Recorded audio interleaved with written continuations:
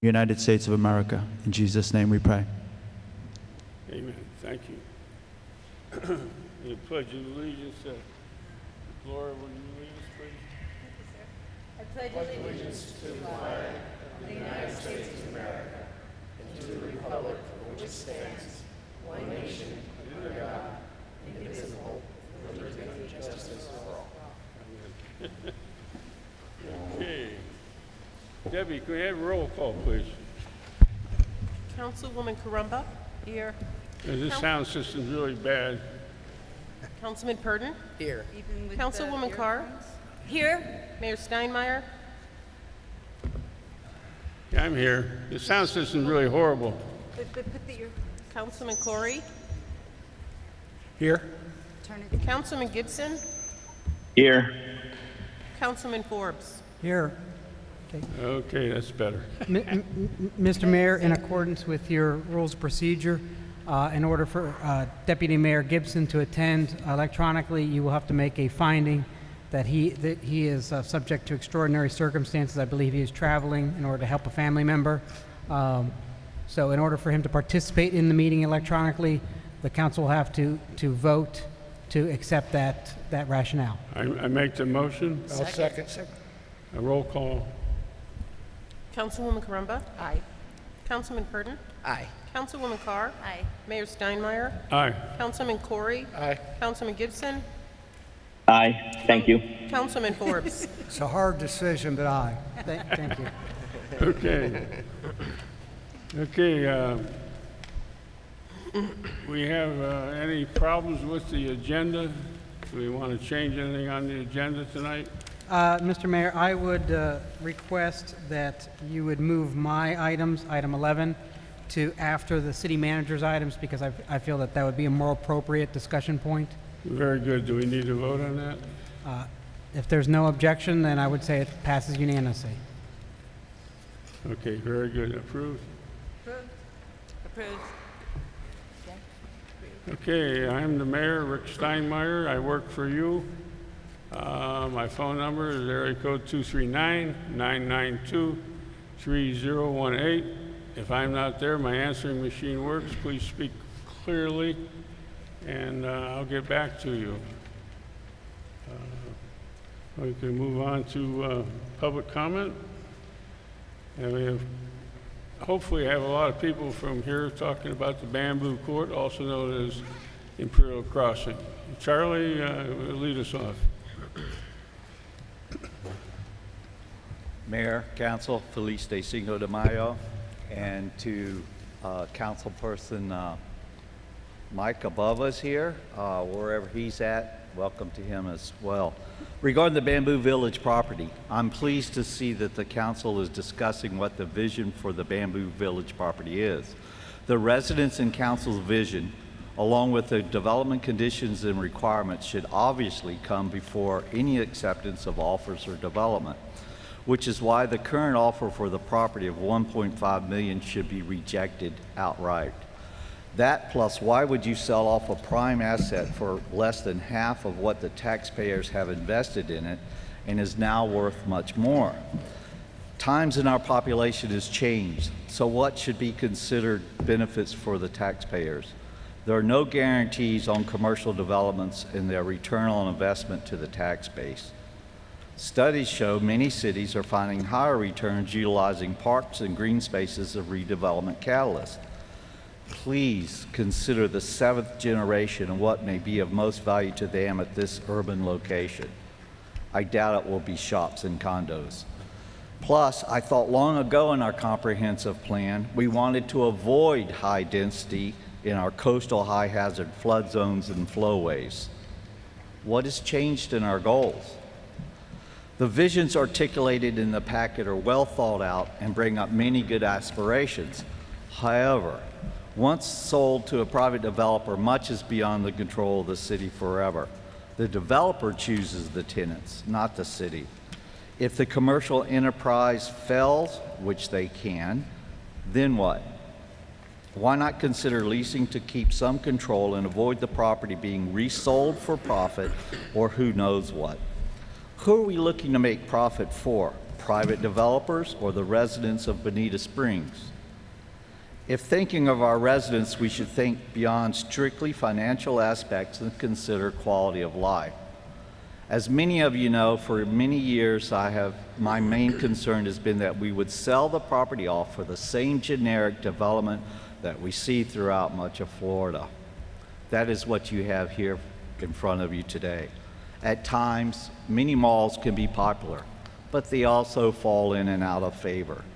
Where's the ingenuity and uniqueness to attract visitors from around the world and something special we can be proud to have in our own town? The Everglades Wonder Gardens help put and keep Bonita Springs on the tourist maps of Florida. Just Google it.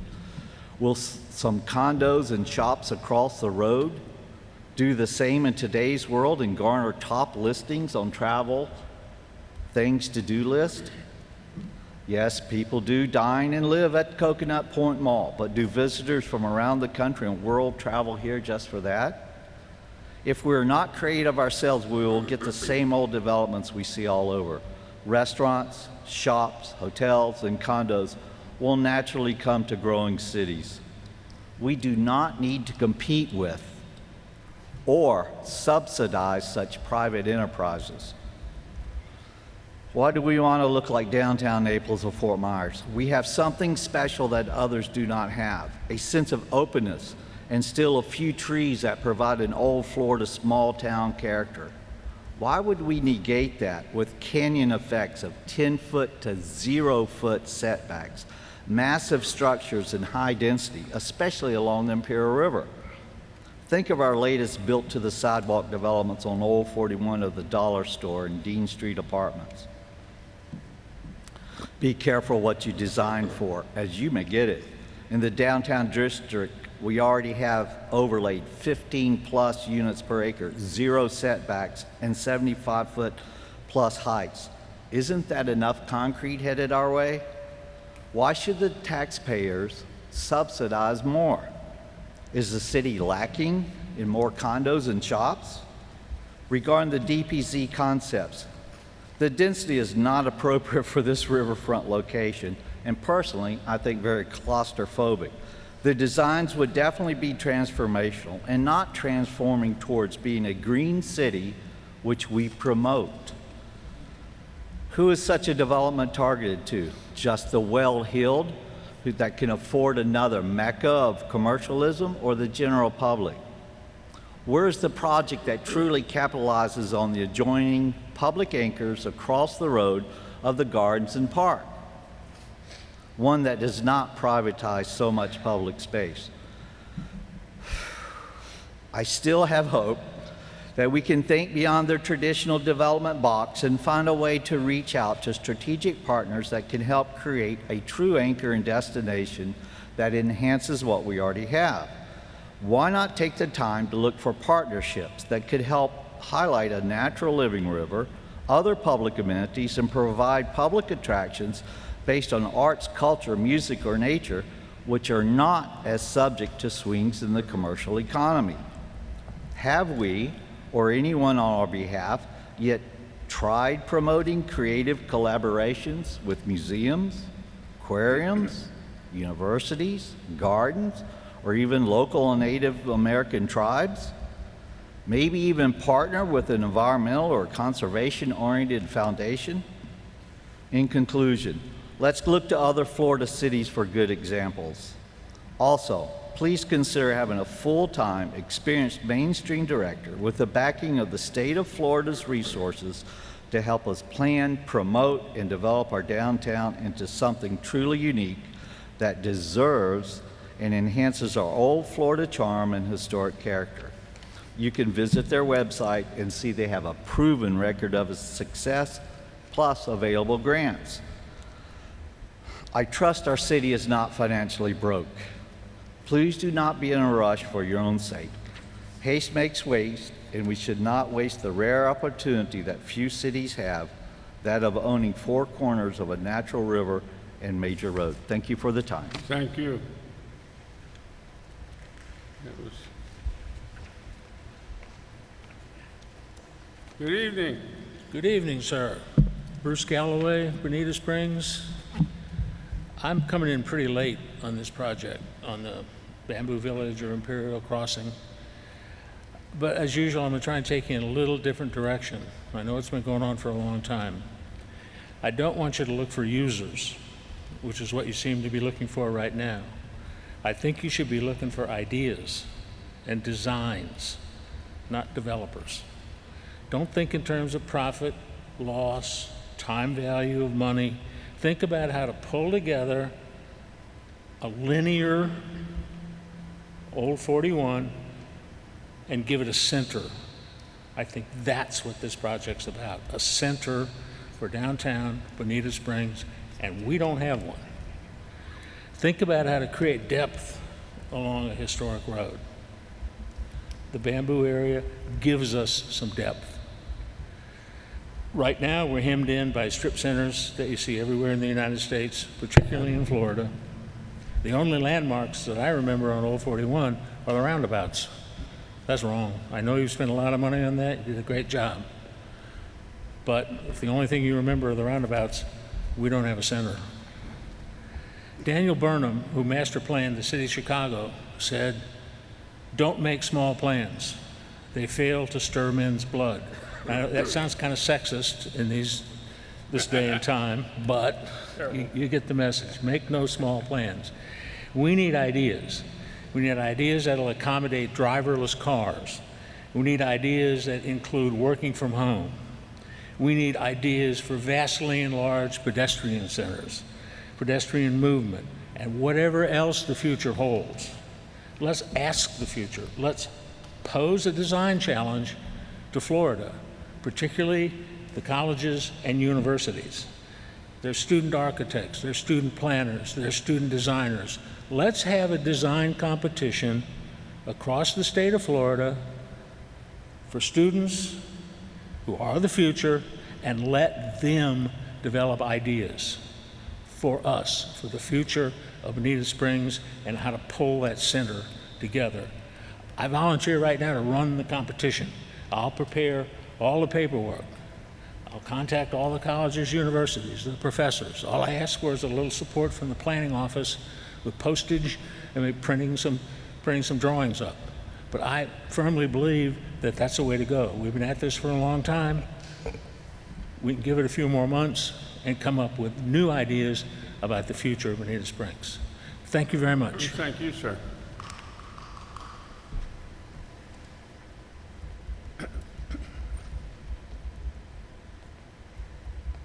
Good evening, Mayor and Councilman. Yes, sir.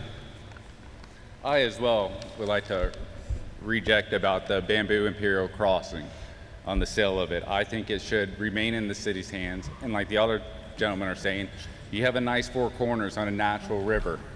I think you guys should keep it within the city, create a nice park, central like everybody else is saying. Downtown area is very rare for a government entity to own that much waterfront on a beautiful natural water body. I think you should start fresh, repair the wall that's fallen and breaking down to the water, put a new wall in there and start building like natural parks, maybe create more water access for the public. Because around here there's not boat ramps, there's no kayak launch, there's nowhere to enjoy the waterways.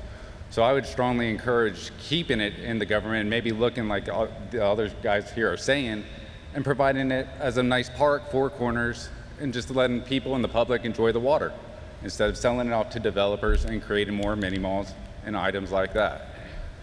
And I guess that's pretty much wraps up what I had to say as well. Yeah, I asked Greg Thank Orrick, you. excuse me, stay there. I asked Greg Orrick to evaluate the condition of the seawall, and you were going to do that for me? Well, yeah, like I said, I noticed I'm out there quite frequently myself, and the wall, like I said, is just falling in the water. I would start there to replace it because what I see, it's a 50-year-old wall that's just crumbling down, not even providing any stabilization for what we have there now.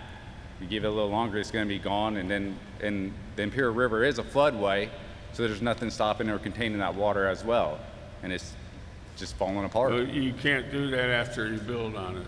You can't do it after you develop. You got to start with an empty land in that area right there to do a new wall. Okay, Yes, thank sir. you. Thank you very much, Eric. Thank you, guys.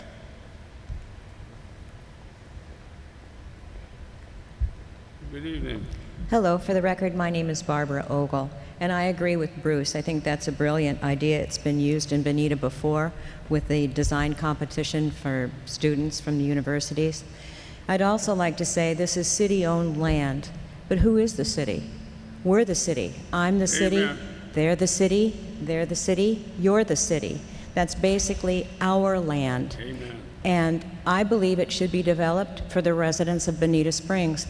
Our city is growing by leaps and bounds. We don't have enough open space. This is the perfect opportunity to form a downtown where people will actually come and visit and enjoy. So I ask you, please, as a person that is the city, for the city to keep the land and develop it for the residents of Bonita Springs. Thank you. Thank you very much.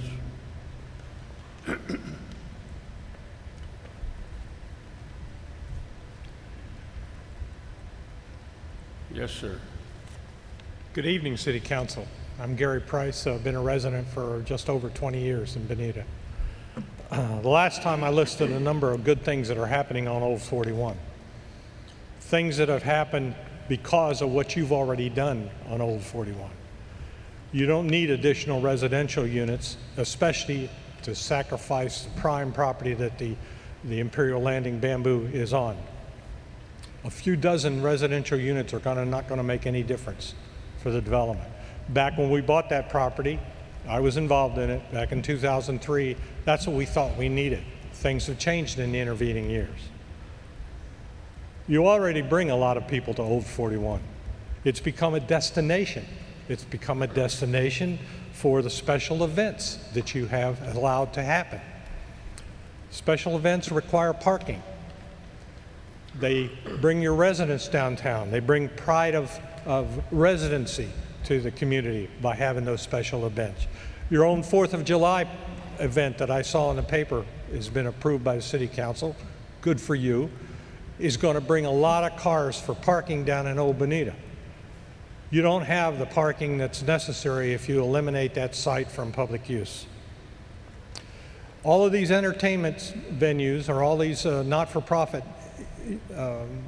events that are brought down in Old Bonita probably bring in over $250,000 a year that goes back into our community for not-for-profit organizations of various types that would probably require or be asking for public assistance. You are indirectly providing that public assistance by providing that entertainment venue. Everybody underestimates their need for parking. I've never seen somebody come in and ask for a special event that did not underestimate how much parking they were going to need. I think your procedure is all backwards. It's equivalent to going into a car lot and saying, I got to have that car. I'm not going to leave here without that car. Now give me your best deal. What kind of deal you're going to get if they know that you're not going to leave there without that car? That's the reason you're getting these ridiculous offers before you. The procedure's backwards. I'm sorry, council, but that's not the way you do it. You set up what you think you like to have in there, and then you go out and you ask them what they would submit. Please don't sell the community out by giving that property away. If you want to really do something that will help Old Bonita, go to the county and get them to open that library up for public meetings and things like that in the evenings, instead of it being closed at 4 o'clock. Get the county to open up the meeting areas in there so that you can have places. Since you've torn down the community hall, there is no place to meet. All of these groups are scrambling around trying to find places to meet, and they just aren't there. Don't sell the community out. You're going to hurt fundraising. You're going to hurt these special events. You're going to hurt your own special events, and you're going to hurt the not-for-profits. And primarily, you're going to be wasting probably the most valuable piece of property that still remains vacant in Bonita Springs. I admit, back when the city first bought it, they thought they had to develop it. Luckily for us, I hate to say this, things changed radically, and it's remained vacant for the intervening time. I think that's been a good thing and shows you what you need to do in Old Bonita. Thank you very much. Thank you, Gary.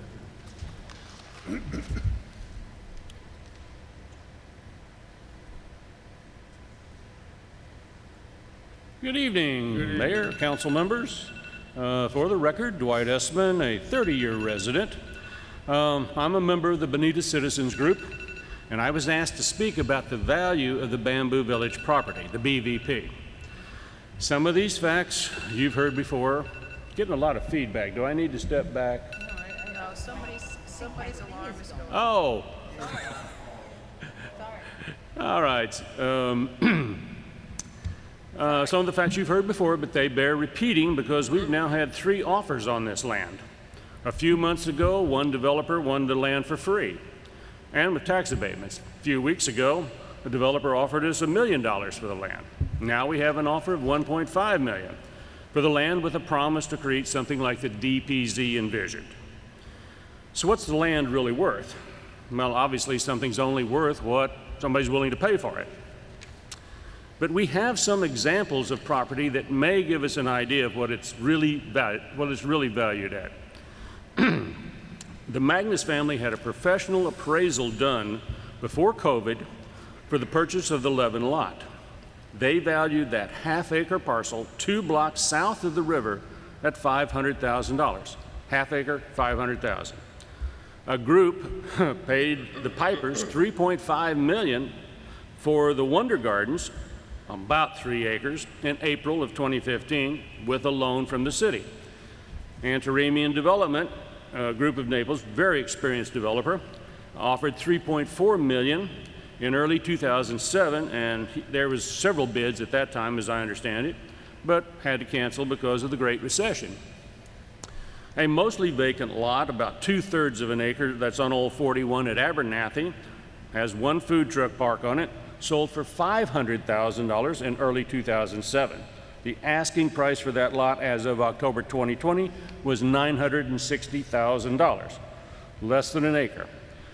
Only the Wonder Gardens properties on the river, and David Piper claimed in 2007 that he had turned down offers close to $9 million from developers. So it seems clear to us that without any building restrictions, and we think there needs to be building restrictions, the BVP could be valued at somewhere between $5 and $10 million. The council does not yet know what development restrictions to place on the property, and I really agree that a contest would be a great way to get new ideas. There should be public input. What's the urgency? Some will say we need to jumpstart other development, but how we jumpstart depends on what we do on that property. Some will say we could use the tax revenue, but I'll remind you that a property valued at $20 million generates about $16,000 a year in tax revenue for the city. So let's take the time to get this right, have public meetings where people can voice their ideas, and then put out a request for proposal with concepts that we want to see on that property. Then we'll stop wasting everyone's time, the developers, yours, mine, and the public's. We have to know what we want before we ask for it. Thank you. Thank you, Dwight.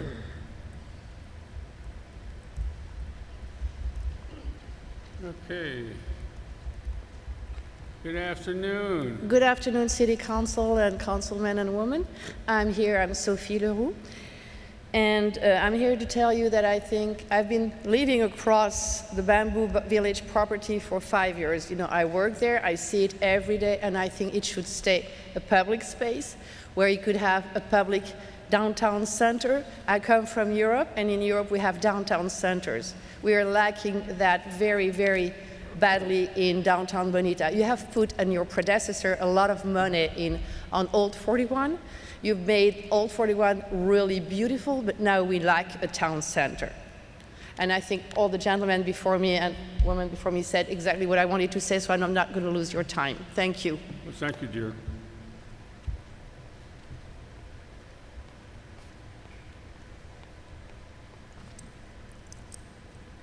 Good evening, council members. My name is Sandra Gibbons. I live in Village Walk, and I would like to support Bruce Galloway's suggestion and urge the council to accept his offer to help organize an architectural contest. Wherever the council members are, whatever political heights you've risen to, or whatever it is that you're doing 10 years from now, I hope that you will be able to point with pride to your legacy with regard to downtown Bonita Springs. Thank you. Thank you, dear.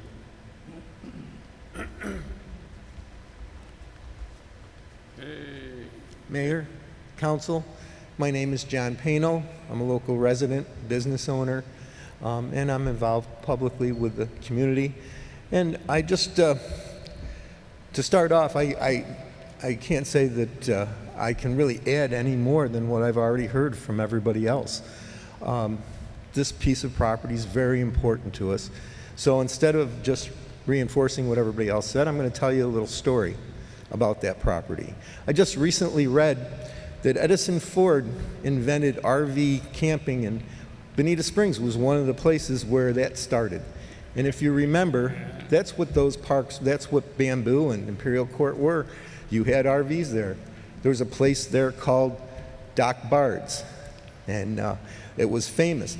Now, one of the things I want to talk about is back in the 20s and 30s, Bonita was the hot spot. And what made us a hot spot? It was all those roadside attractions. It was people being able to come down and spend a weekend or a couple of nights and fish and go to Doc Bard's for the dances, the Seminole Village, go over to that big old orange dome that looked like an orange and get orange juice, or get, at later days, a bar and a restaurant. That's what downtown was, and that's what made us our heyday. And that's what I think we should keep in mind when we talk about developing that downtown and bringing it back to its former historic significance. The Wonder Gardens. You ever hear of Marlon Perkins and the Mutual of Omaha, Wild Kingdom? Well, he used to come down here and go out with the pipers to collect snakes and poisonous reptiles and things. So we have so much history right there. So important that we can and should be taking advantage of. As I said, I agree with what everybody else has said here. You've heard the city of Bonita speaking very loud tonight. Thank you. Thank you, John.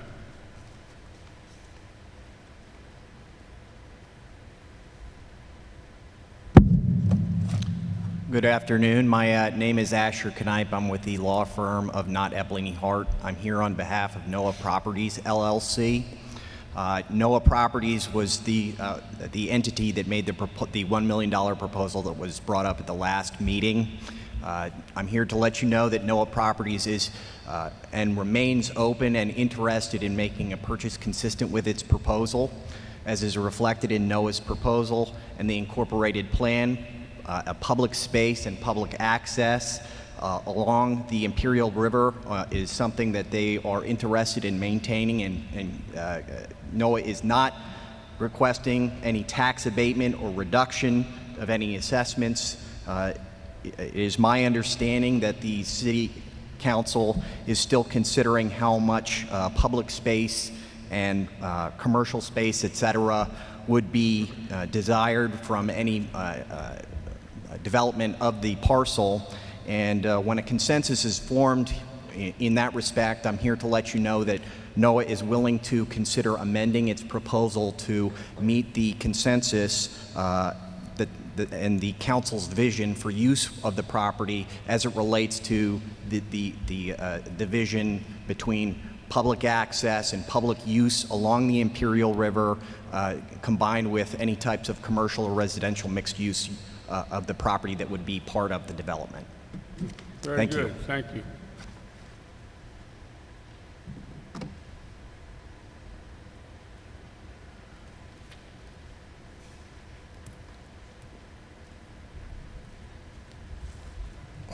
Alexander Grant, former city councilman, former member of the local planning agency, and a member of various committees on the city.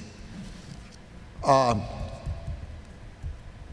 like to request to place in the budget a tax increase to protect city ownership of Everglades Wonder Gardens and 5.27 acres currently owned by the city of Bonita Springs on both sides of the Imperial River, immediately east of Old US 41. business divided by across from Everglades, directly across, excuse me, across from Everglades Wonder Gardens, Riverside Park property, and known as the Lyles Hotel area. This property is bounded on the north by Goodwin Street and to the south by Wilson Street. This property was formerly Bamboo Village property, Baird's campsite back in the height of the Depression. During Hurricane Irma, and I gave you a sheet of the flooding on 50% or more of that property during Hurricane Irma. Okay, and that was, what, 8 feet or so up? And during Hurricane Irma, this property was more than 50% flooded by the Imperial River. See picture in the banner published by the News Press and the banner, Naples Daily News on page 11A, Wednesday, March the 6th, 2019, authored by Thaddeus Mast, the reporter for the Naples paper. Assuming the cost of maintaining these properties, let us say, not more than $1 million per year, it would cost each property owner in Bonita Springs City less than $10 per year in addition in our property tax, or less than 0.001% increase in property taxes. This is a small price to pay for preserving paradise in property for future generations to the city. Don't sell this gem. You'll never find any place like this in the state of Florida. Thank you, Thank Alex. you.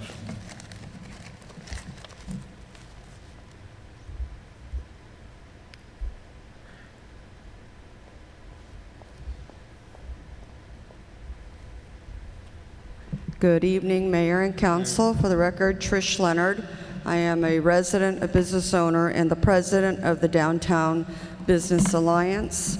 I have to agree with just everyone what they're stating here this evening, except for the attorney. But I do want to say that we have a gem downtown. We have a lot of work to do. And I believe I remember last time I asked, where are you going to be 4 years from now, 5 years from now? And I have to also agree, the legacy you leave behind is what the residents are going to remember you by. So I really urge you to think hard and take your time. We definitely need parking downtown. There's no doubt that that's going to be a big issue with all of our events coming up. There's several big events coming up downtown. So I just ask that you all be considerate and think about that. I did have something else to talk about, but I heard I wasn't allowed to say it about the Bike Safety Day, but that's okay.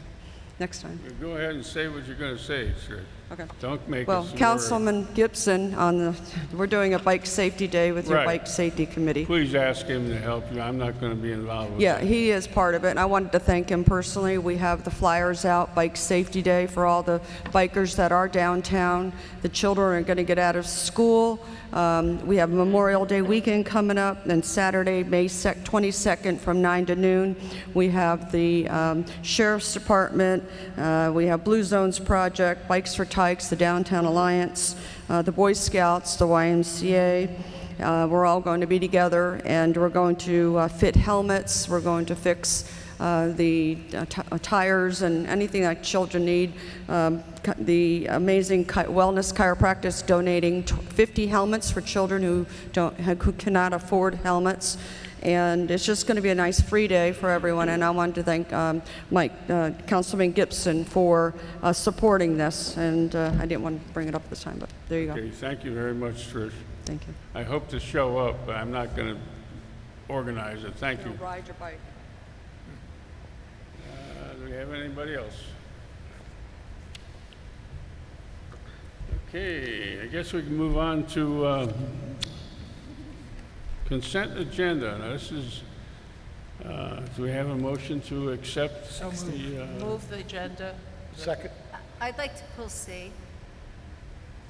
Pardon me? She would like to pull item C for discussion. Okay, go ahead. So approve the rest of the, Okay.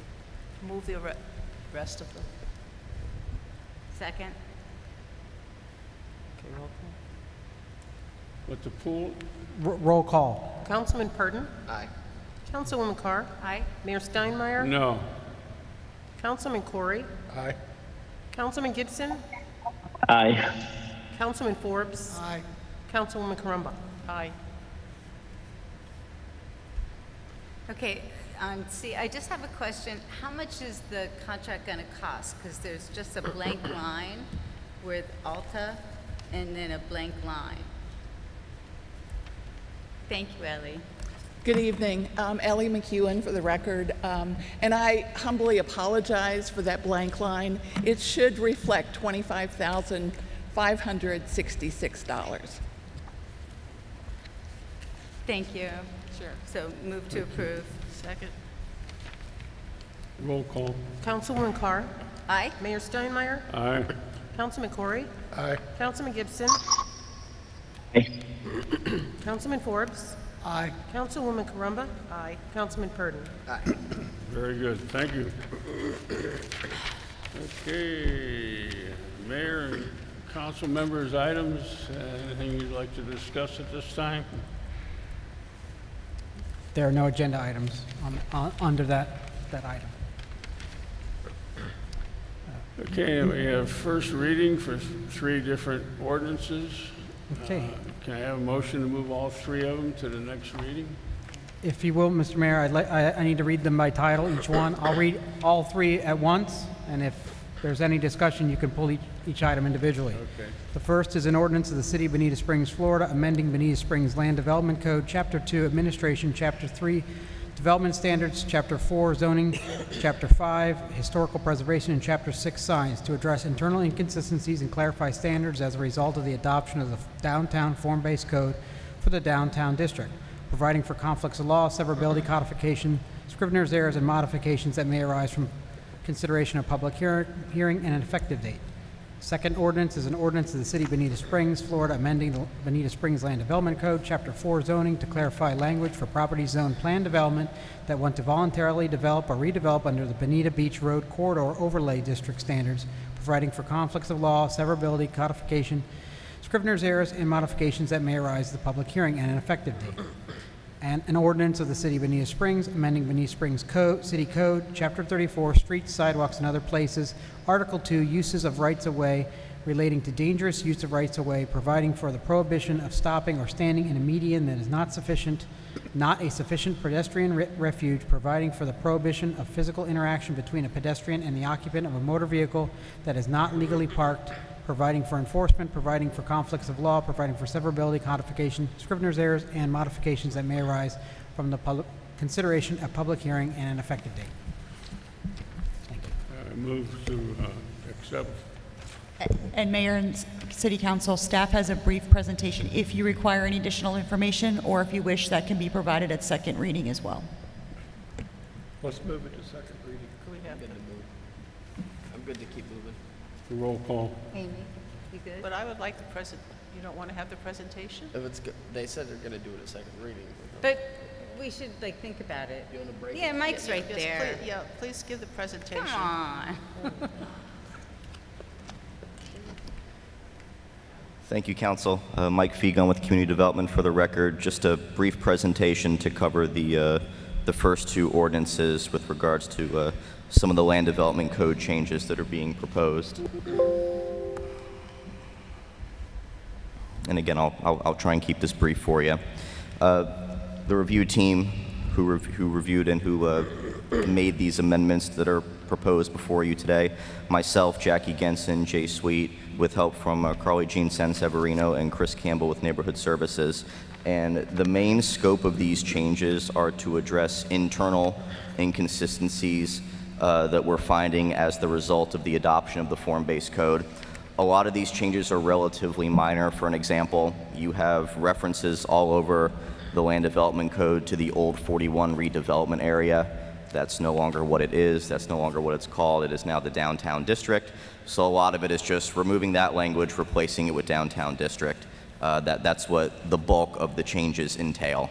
There's also some changes that involve renumbering certain code sections because of the length of the form-based code and the differences between that and the previous code that was adopted.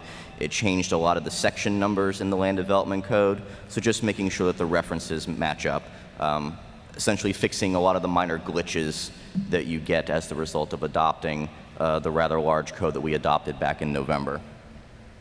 So just going through really quick chapter by chapter.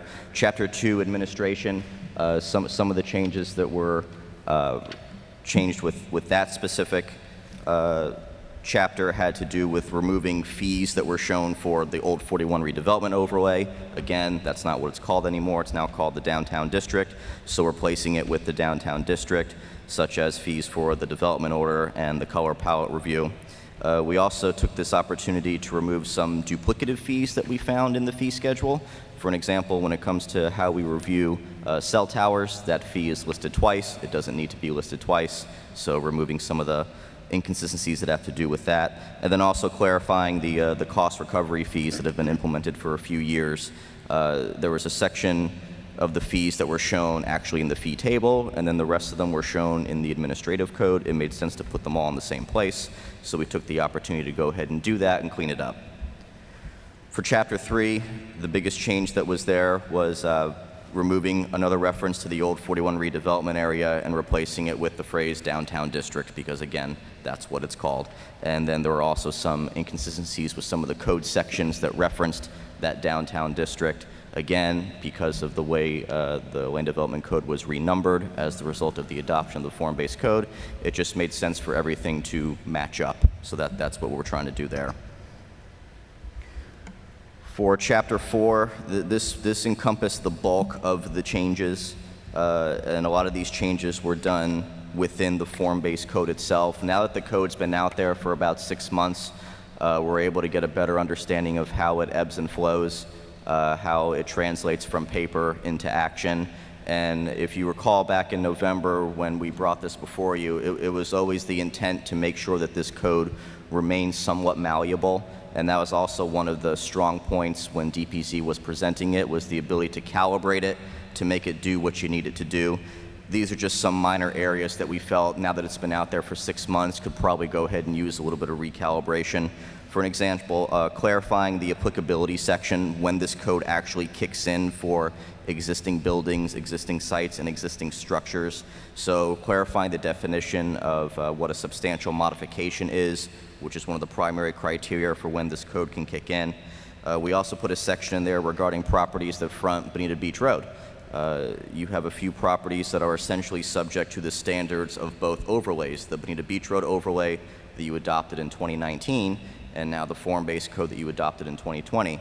You have some inconsistencies there, you have some nuances there that don't quite make sense or match up, so we felt it was appropriate that for the properties that front Bonita Beach Road, to go ahead and let those properties be governed by the Bonita Beach Road overlay instead of the particular form-based code. Now, there is some overlap between the two, so we're not talking about necessarily altering the Bonita Beach Road overlay standards in any way. The standards that you adopted in 2019 will still be applicable to those particular properties.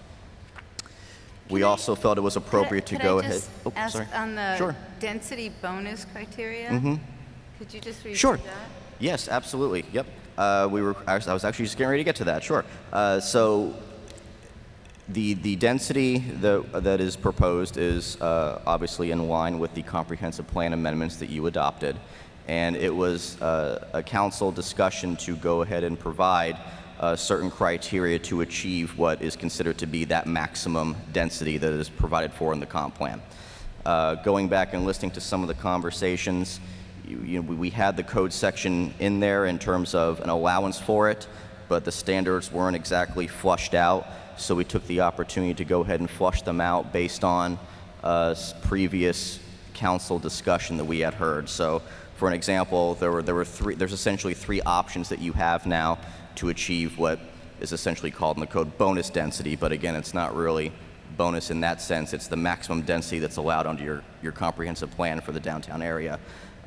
You could build affordable housing units, you can pay the fee in lieu, and those two are, standard throughout most of the city.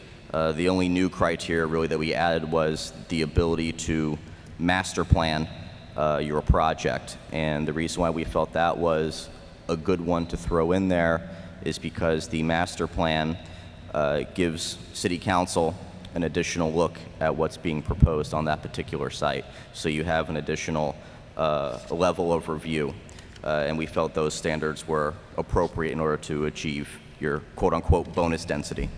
Thank you. Sure. Some of the additional changes, and again, they were relatively small, but sticking with that form-based code, a few little nuances that we saw. You have this innovation district, which is the old industrial area between Industrial Street and Old 41.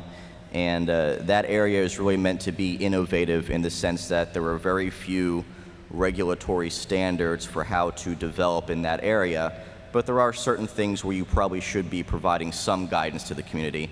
For an example, based on the uses that you have there, how to park them appropriately, what's your parking rate for those particular districts. And so we went ahead and added a little section in there for the innovation district to provide for that in the parking matrix. Updating certain fencing alternatives in some of the transects and just making them a bit more consistent throughout the downtown district, and also clarifying additional code sections. Again, the code was entirely renumbered, or at least that chapter was, after the adoption of the form-based code. So just making sure all the sections match. Probably the biggest change that you would see in this particular item has to do with signage. So there is a signage plan that's included as part of the form-based code, and working with code enforcement and neighborhood services, they were having some concerns about the ability to enforce some of the standards that were shown in that particular code. And the code is only as good as its enforcement capabilities. If you can't enforce it, it's just words on paper. So we worked very closely with neighborhood services to make some of those tweaks. What you'll see is a lot of tie back to the existing sign code of Chapter 6 as far as sharing the definitions, so making them uniform, and some of the enforcement standards. It just makes it a lot, I don't want to say easier, a lot more practical and pragmatic in how you choose to enforce it. So that's what encompasses the bulk of the changes that you have before you today. For Chapter 5, it was simply just removing one reference, replacing Old 41 redevelopment overlay with downtown district. Again, that's what it's called. And the same thing for Chapter 6, removing a reference to urban core and Old 41 overlay and replacing it with the downtown district. So that concludes the presentation on what the overall scope of those changes entail. And Mike, how much did it cost us to do this? Nothing. We did it as staff.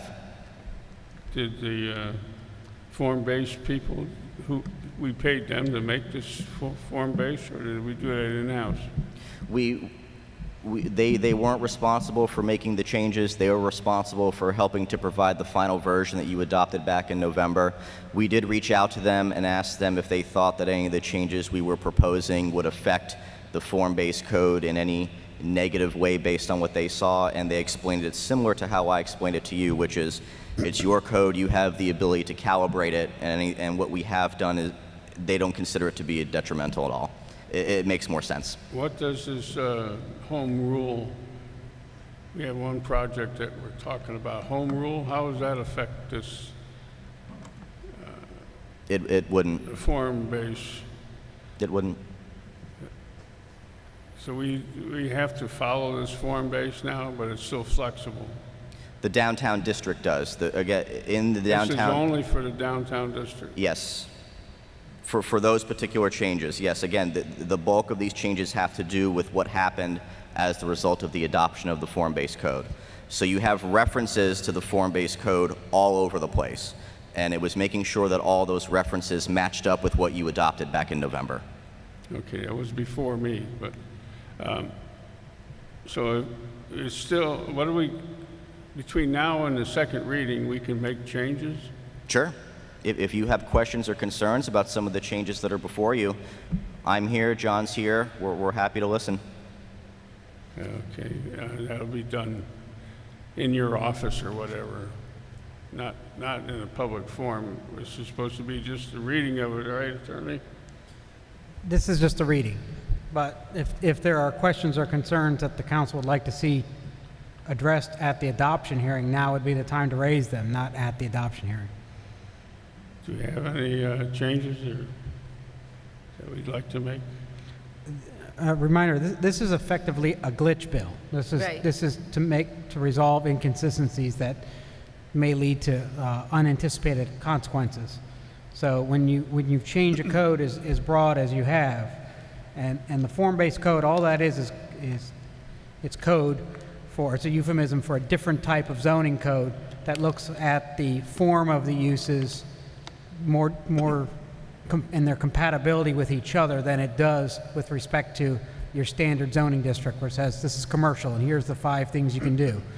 It's a little more broad and there's a lot more flexibility between the uses, but they have to meet more standards with respect to adjoining ownership compatibility. So form-based code doesn't address home rule or any other issues. It's just a different type of zoning code that you're implementing for the downtown district to get the vision that you move forward with.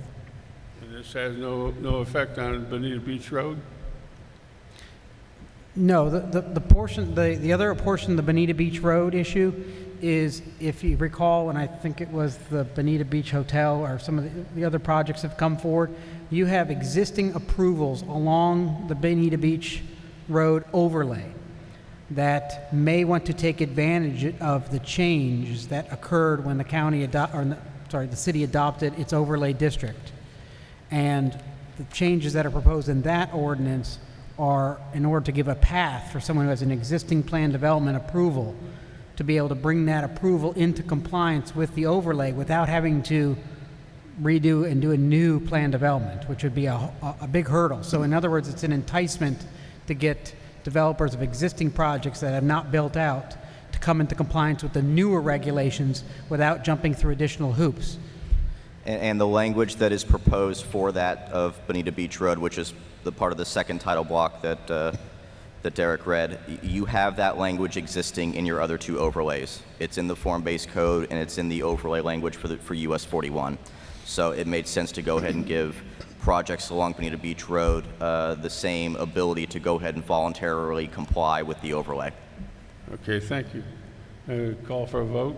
I'd just like to say you guys did a great job in catching all the inconsistencies and corrections, so well done. Thank you. Thank you.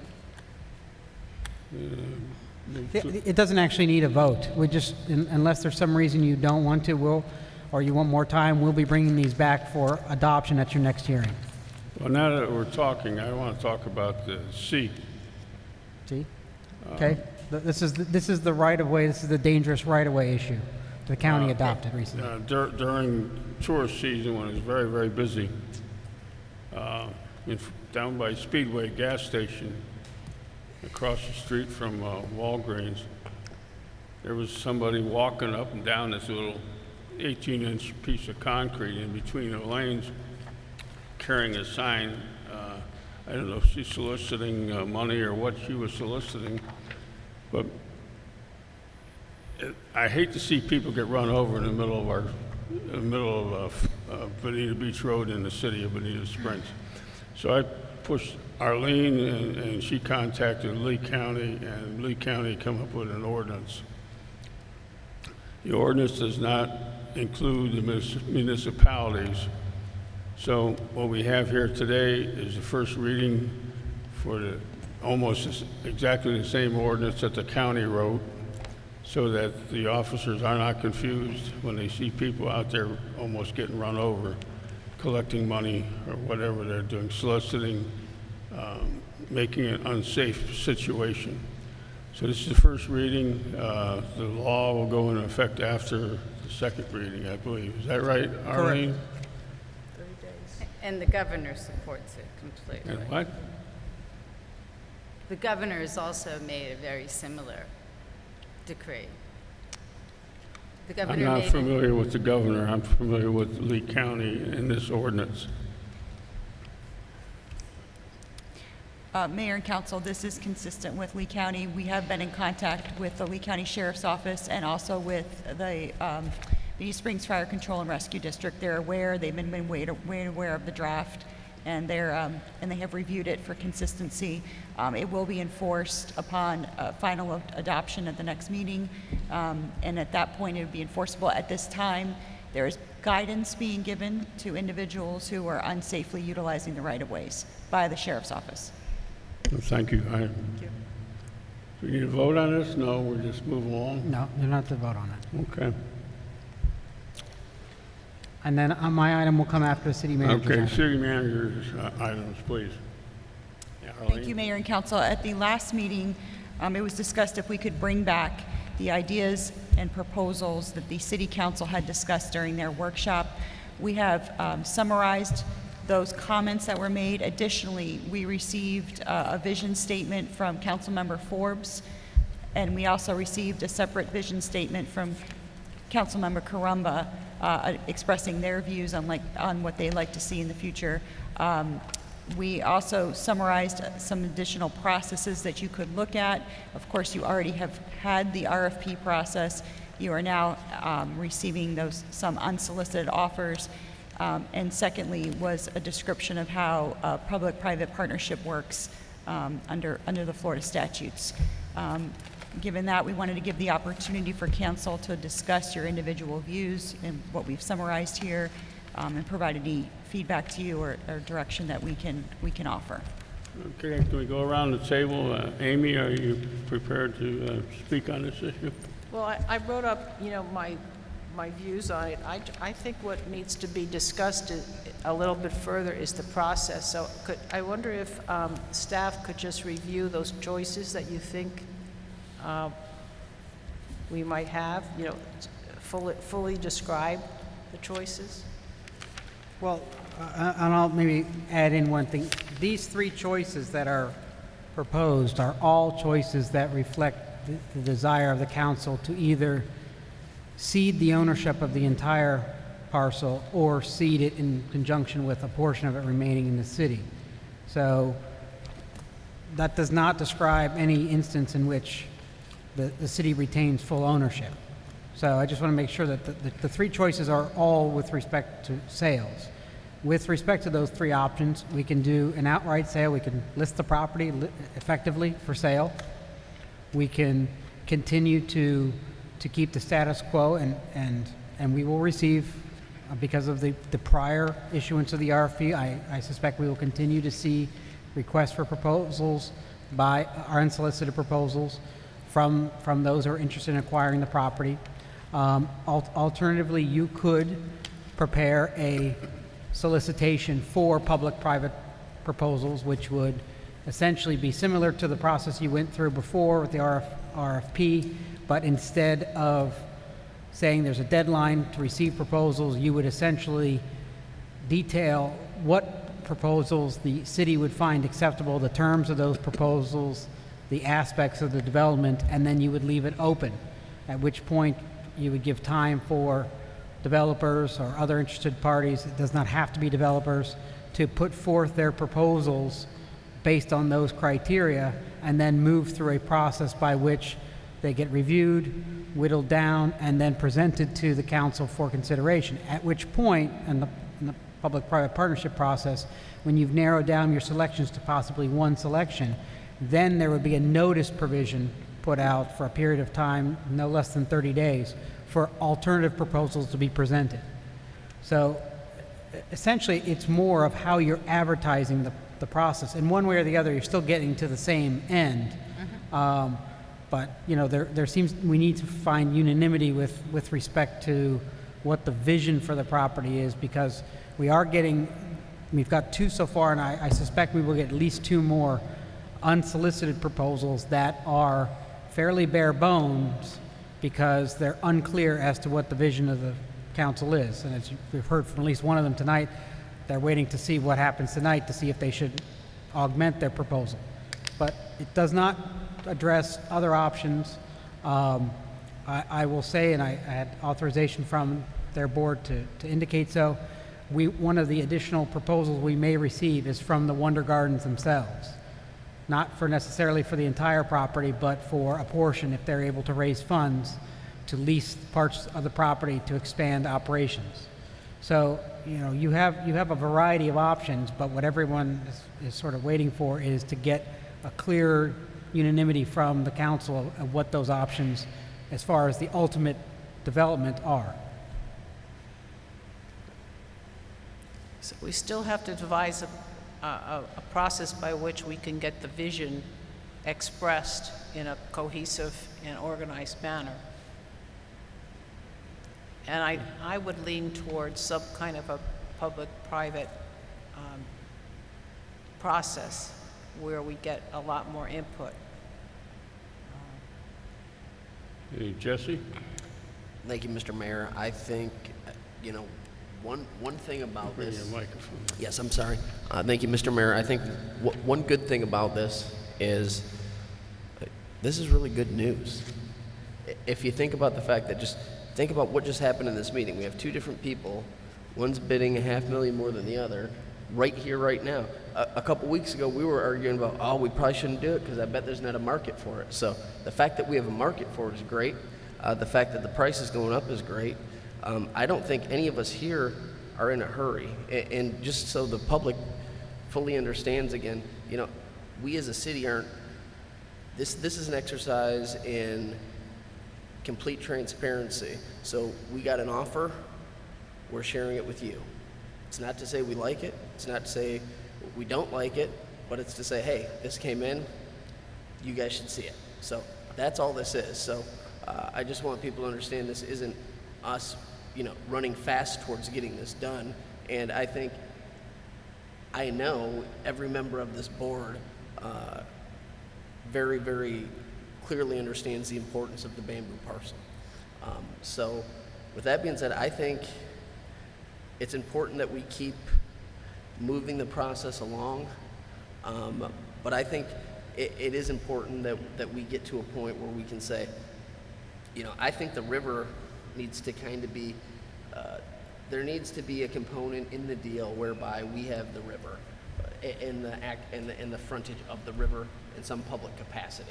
So that's going to take a piece out of the deal, but the good thing is people can put things together. 1.5 million is not enough, as far as I'm concerned, because quite frankly, with the amount of money that we've spent down there, with the addition of the 8 food truck park and the rooftop bar, with the Wonder Gardens next to it and the overall geographic significance of it, 1.5 is just not enough, especially 1.5 when we don't have all the concessions that we need. So once again, I'm excited we're getting offers, and I think maybe we're getting closer, but you know, I just want to make sure that we have everything, all of our ducks in a row before we move forward, but you know, I think this is a very good sign. Thank you, Jesse. Would you like to speak, young lady? Yes, thank you, sir. I agree with Jesse. This is terrible in the year. In that we're starting a bidding war because that primary number has to change drastically. So all you folks that are worried that we would even, that some of us would even consider it, no worries. And I don't know, I mean, what about the private partnership in building a parking garage above the bioreactor that is like a lame parking lot anyway? I mean, there could be some negotiation there with somebody who comes in with a real deal. And we haven't had any real deals offered to us. So there's nothing, at least in my book, that is being considered. Thank you, Laura. Fred, how about your 2 bits? Or 4 bits, make Yeah, it $1. I was going to ask you if you'd go for 4. As long as you want, Fred, We're you in, got the floor. we're in a bidding war. First of all, I think that the council needs to decide and with the people. There's 2 ways you can go on this. One way is that I'm going to take this earplug because I can't talk right. That means I can't hear anything else is good, going on, Fred. but I can Thanks. talk better. You got 2 ways to go on this.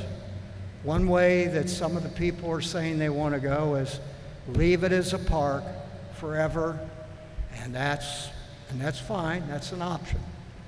Another option is we can do something which I don't think any of us on council want to do, which is accept something that's just going to put something on it and create a revenue and get some money out of the site. The other thing we can do is we can work towards doing something that's going to be the catalyst that really pulls the rest of the old 41 area up, so you really have a place that's exciting to be, a place to be, a destination place. You have all, and that's, I heard some people wanting the park tonight. I heard some that wanted something else, and I heard others that want to just kind of do something to get it done. Now, if we do go ahead and we want to catalyze Old 41, which if we didn't, we spent $30 million that we shouldn't have spent, because we could have spent that money in another area of Bonita that was probably in a worse shape than Old 41, that we could have brought up and really made into something else. But that's a decision. I can go with any of this. We do it right. Now, if we are going to do it, Fred, where did that 30 million figure come from? Pardon? Where did your $30 million figure come from? I'm going to put my earplug back in. Yeah, the 30 million that you mentioned, where'd that number come from? It's what we paid in that redevelopment of thing. It started out was going to be 18, 20 million bucks, and it crept up. And that happens when you do something, because you end up with a lot of surprises. And the other thing that happens is you change your mind as things are going along. You add things in, and every time you add something in, it runs the cost up. So that money's already spent. You're talking about the road improvements and the band shell and... No, I'm talking about the redevelopment project that we did it started about the last part of the council before us, and I consider that 16, and it was finished up in the first year that we were on council in 16. The die was already cast on that. So we can't, there's no use to debate it because it's the money spent. All I'm saying is, if we don't want to do something that's going to pull the place up, I wish we'd have somebody spent the money some other way than what we did. But on top of that, I think the river is a great place. I know the vision that I had, the vision the mayor has an area on both sides of the river that would be always owned and maintained by the city, and probably whatever the development is, we'd put in the walkways and the lighting and maintain the landscaping and put that in.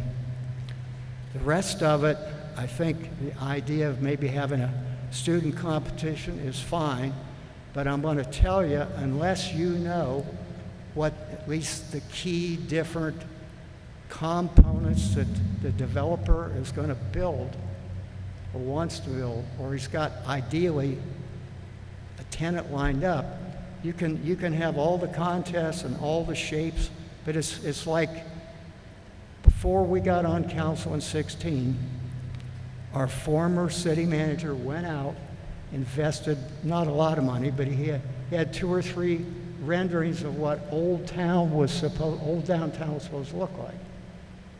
And it's wow, it's really great. But there isn't one thing that's been built that looks like that.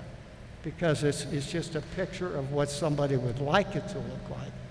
In order for something to be what's in a picture, you got to have the real stuff you're put in the picture under known and being worked on. So that's called design. You can't design something if you don't know what's in. You can't. It's not a feasible way. I think there's room to do all these things we want to do. I think one thing though that everybody needs to think about, including the public, and that is, are we going to have a park there for now on and maybe parking, or are we going to have a commercial development? I know this, the last thing we need, I think we all agree on this, is more housing on that site. No matter how nice the housing is, if you put that there, the other developments that are going to happen won't be as spectacular on Old 41. And I did issue a thing today with some changes in red, including a typo that was pretty significant. So I left them in red so anybody that took the time to read this can read the red things and see the added comments. But I think we need to design it, if we were going to do it, to really do something to make a downtown center where both sides of the river got commercial on. Why? People want to be on the river. They want to be on a lake. They want to be on the Gulf. So if you got that river, don't have one side as commercial and the other side mostly residential. If we do any residential, it needs to be above whatever is on the ground floor, on that side only. And and that's all I have to say unless somebody has a question. Oh, one other thing I would say, for the public, even though we didn't televise that discussion we had a couple months ago, it was tape recorded. And unlike in here, the acoustics were good enough, you could hear the tape and understand everybody. But the interesting thing was, all of us agreed with everything everybody else proposed. We were in an unusual case where we're having a love-in. But I would advise you to listen to it, because even though there's a summary in the green sheet of this, it really does not go into near the stuff that was mentioned and talked about. Amy had some ideas that didn't get reported on. I think I had some, but it was a great experience. I would encourage us to perhaps repeat that pretty soon. Thank you. Thank you, Fred. Mike, would you like to? Mike, are you there? Yeah, I'm here. I agree with most of what's been said. I think a lot of people are getting worried because of the solicitations we're getting are just for sales and they're not giving us much input. And I think we really don't want that either. So I'm thinking we probably need to go the RFP route just so we can give them what we're looking for, and that way we get better offers that include what we're looking for, because we're obviously not looking just for a flat sale and turning over the property to somebody else. I know we're all in agreement. We definitely want public area along the river, and that may stay in our control for maintenance and other stuff. Either have the developer do the work and then turn it over to us, or it may be something that we have to make the improvements along the river. But yeah, I definitely think we need to go the RFP route and actually put our vision out there, what we're looking for, what Amy and Fred had written up that was included with the green sheet. I'm in agreement with both of them. With the DPZ scheme, I think it was scheme number 1 that Amy referenced, with the parking garage on both sides of the river, how it was surrounded by the main buildings, things like that. Basically what we're looking for, the old Florida theme, mixed use. We want some businesses there. Even what Dwight, brought up last meeting about having a hotel there. I'm open to there being a hotel. I'm open to a lot of things there. I just, it's got to be our vision. We're looking for a grand thing there to kind of attract people to downtown Bonita. And, that's my 2 cents. Thanks. Thanks, Mike. Chris, have comments? Yeah, there's an old saying, or a joke, I guess, about how do you eat a whale? The answer is one bite at a time. I've had the pleasure over the last couple of weeks to attend a function at the Wonder Gardens and met with several people that the Wonder Gardens had invited to a presentation on what they were up to, and there was a lot of donor interest. I think we have to remember that that is city-owned property. Arlene, Derek, and I met with the Wonder Gardens yesterday to work on the operating agreement. And Derek is finalizing the wording of that agreement, but we reached agreement on terms. And we're renewing, maybe that's the word, the public partnership through that agreement. And I think we formed the basis for making sure that the not-for-profit is successful, and the city has I floated the idea of the fact that, the city should take some responsibility for maintaining part of that facility, for example, the restrooms and other areas, which is hard to raise money for through donations. And we have sort of responsibility to make sure that it's in compliance with ADA and various permits. Point being, though, that is city property. We've invested $3 million.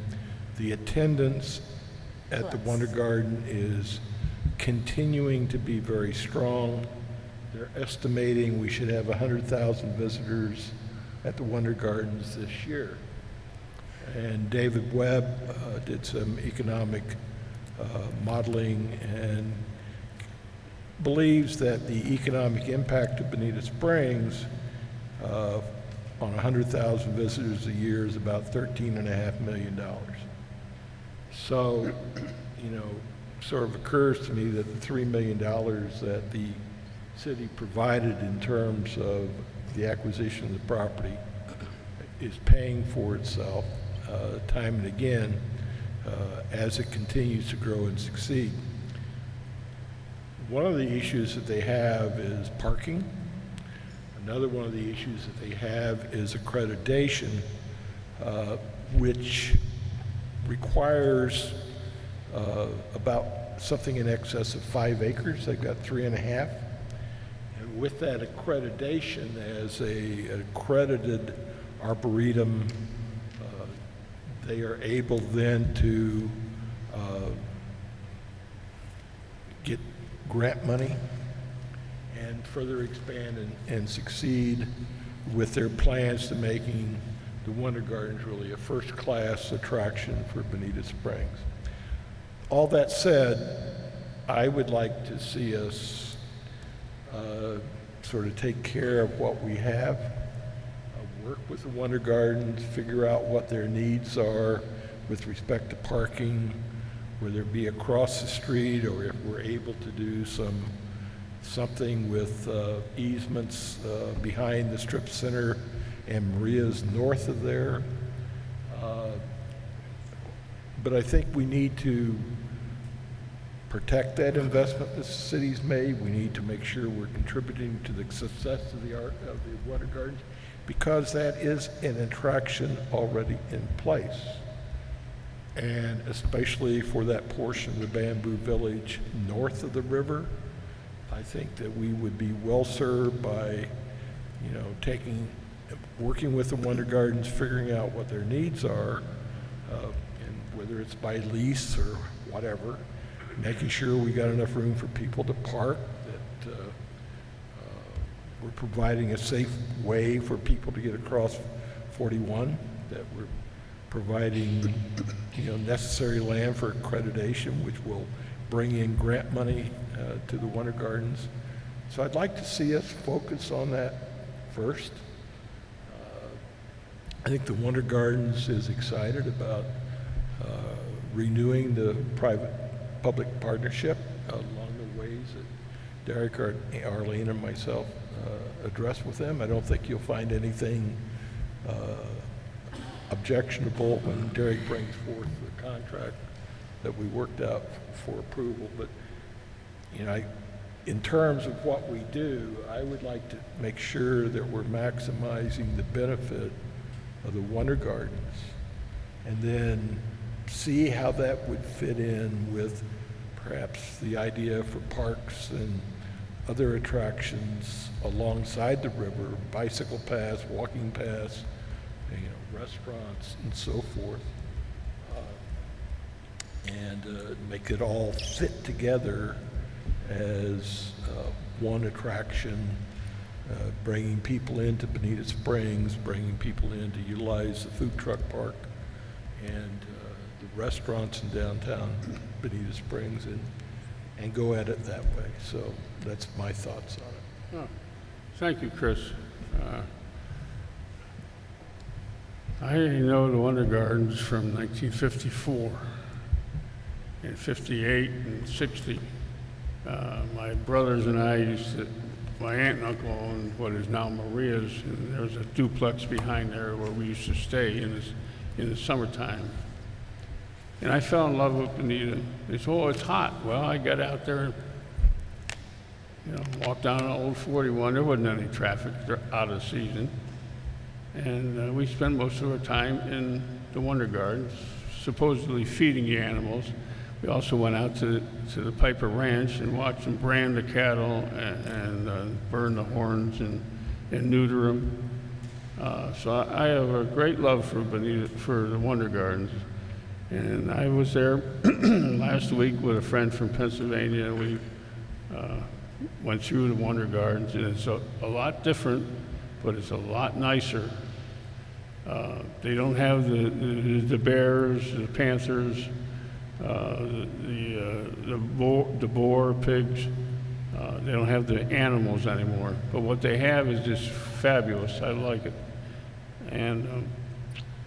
And Dave Webb is outstanding. I'm really impressed with him and his executive secretary. And the numbers, 75,000 people come through there. As far as across the street in the Bamboo, immediately I'd like to invite the people of Bonita Springs to use that property. You paid for it. You own it. Throw your frisbee around, play baseball, kick the soccer ball, fly a kite, whatever you want to do, people, it's your property. There is a little sugar sand on the north end that we can probably take care of. I also know that seawall is in dire need of replacement.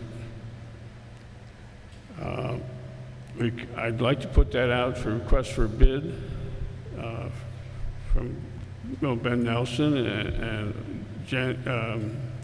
or Marine Construction, or how many other companies that build seawalls, to evaluate it and put it out request for bid, fix that. We have to do that before we could do any developing in there, because you can't really do it from the water because of the heights of the bridges.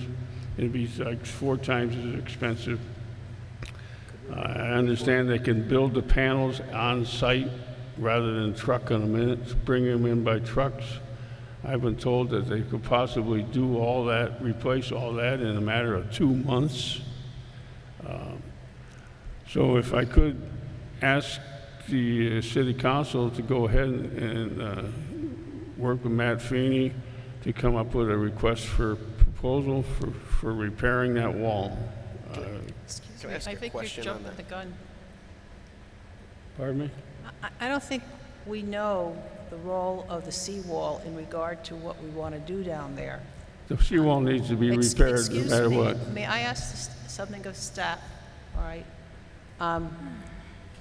Where does the seawall wall fall in regard to that property, and what is its importance?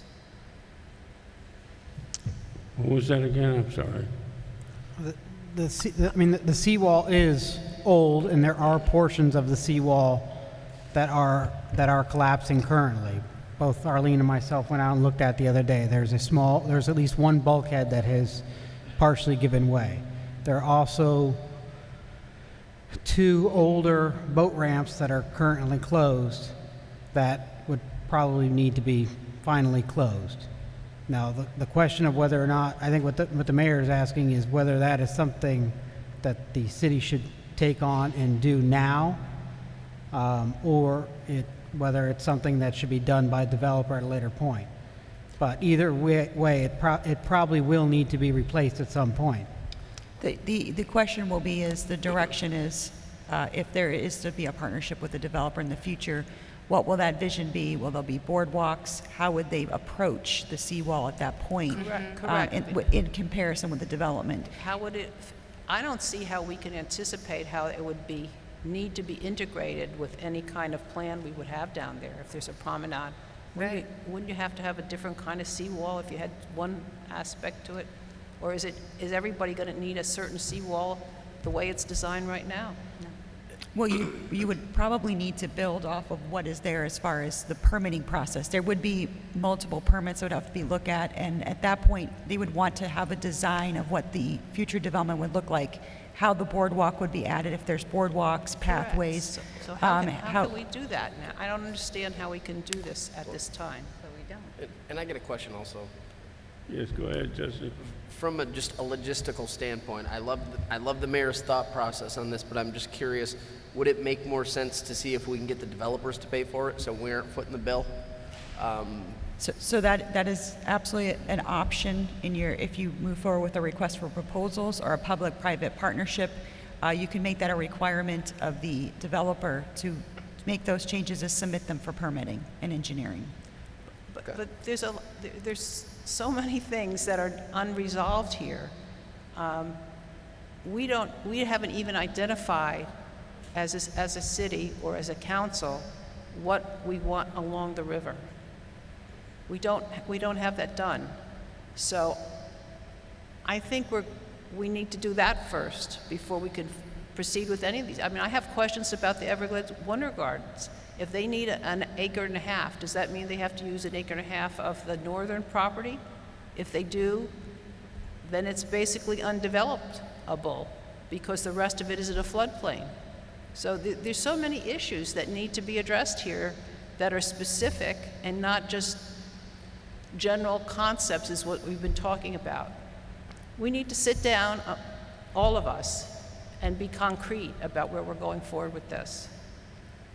If you want to concentrate on a park kind of thing, that's fine with me. Whatever is the decision, but we can't just talk, basic concepts. We need something concrete. So I don't see the point of, at this time, putting an RFP for walls when we don't even know what we want to put along the wall. And we haven't made the decision of whether we want to put a park there. We haven't addressed what Councilman Curry just brought up about the Everglades. That's a serious point that he just made. Mm-hmm. That's the first time I heard it, that they needed an acre and a half. Where are they going to get the acre and a half? If we don't allow them to use that northern property, does that mean they're not going to be accredited? To get cats. To get big cats. Excuse me?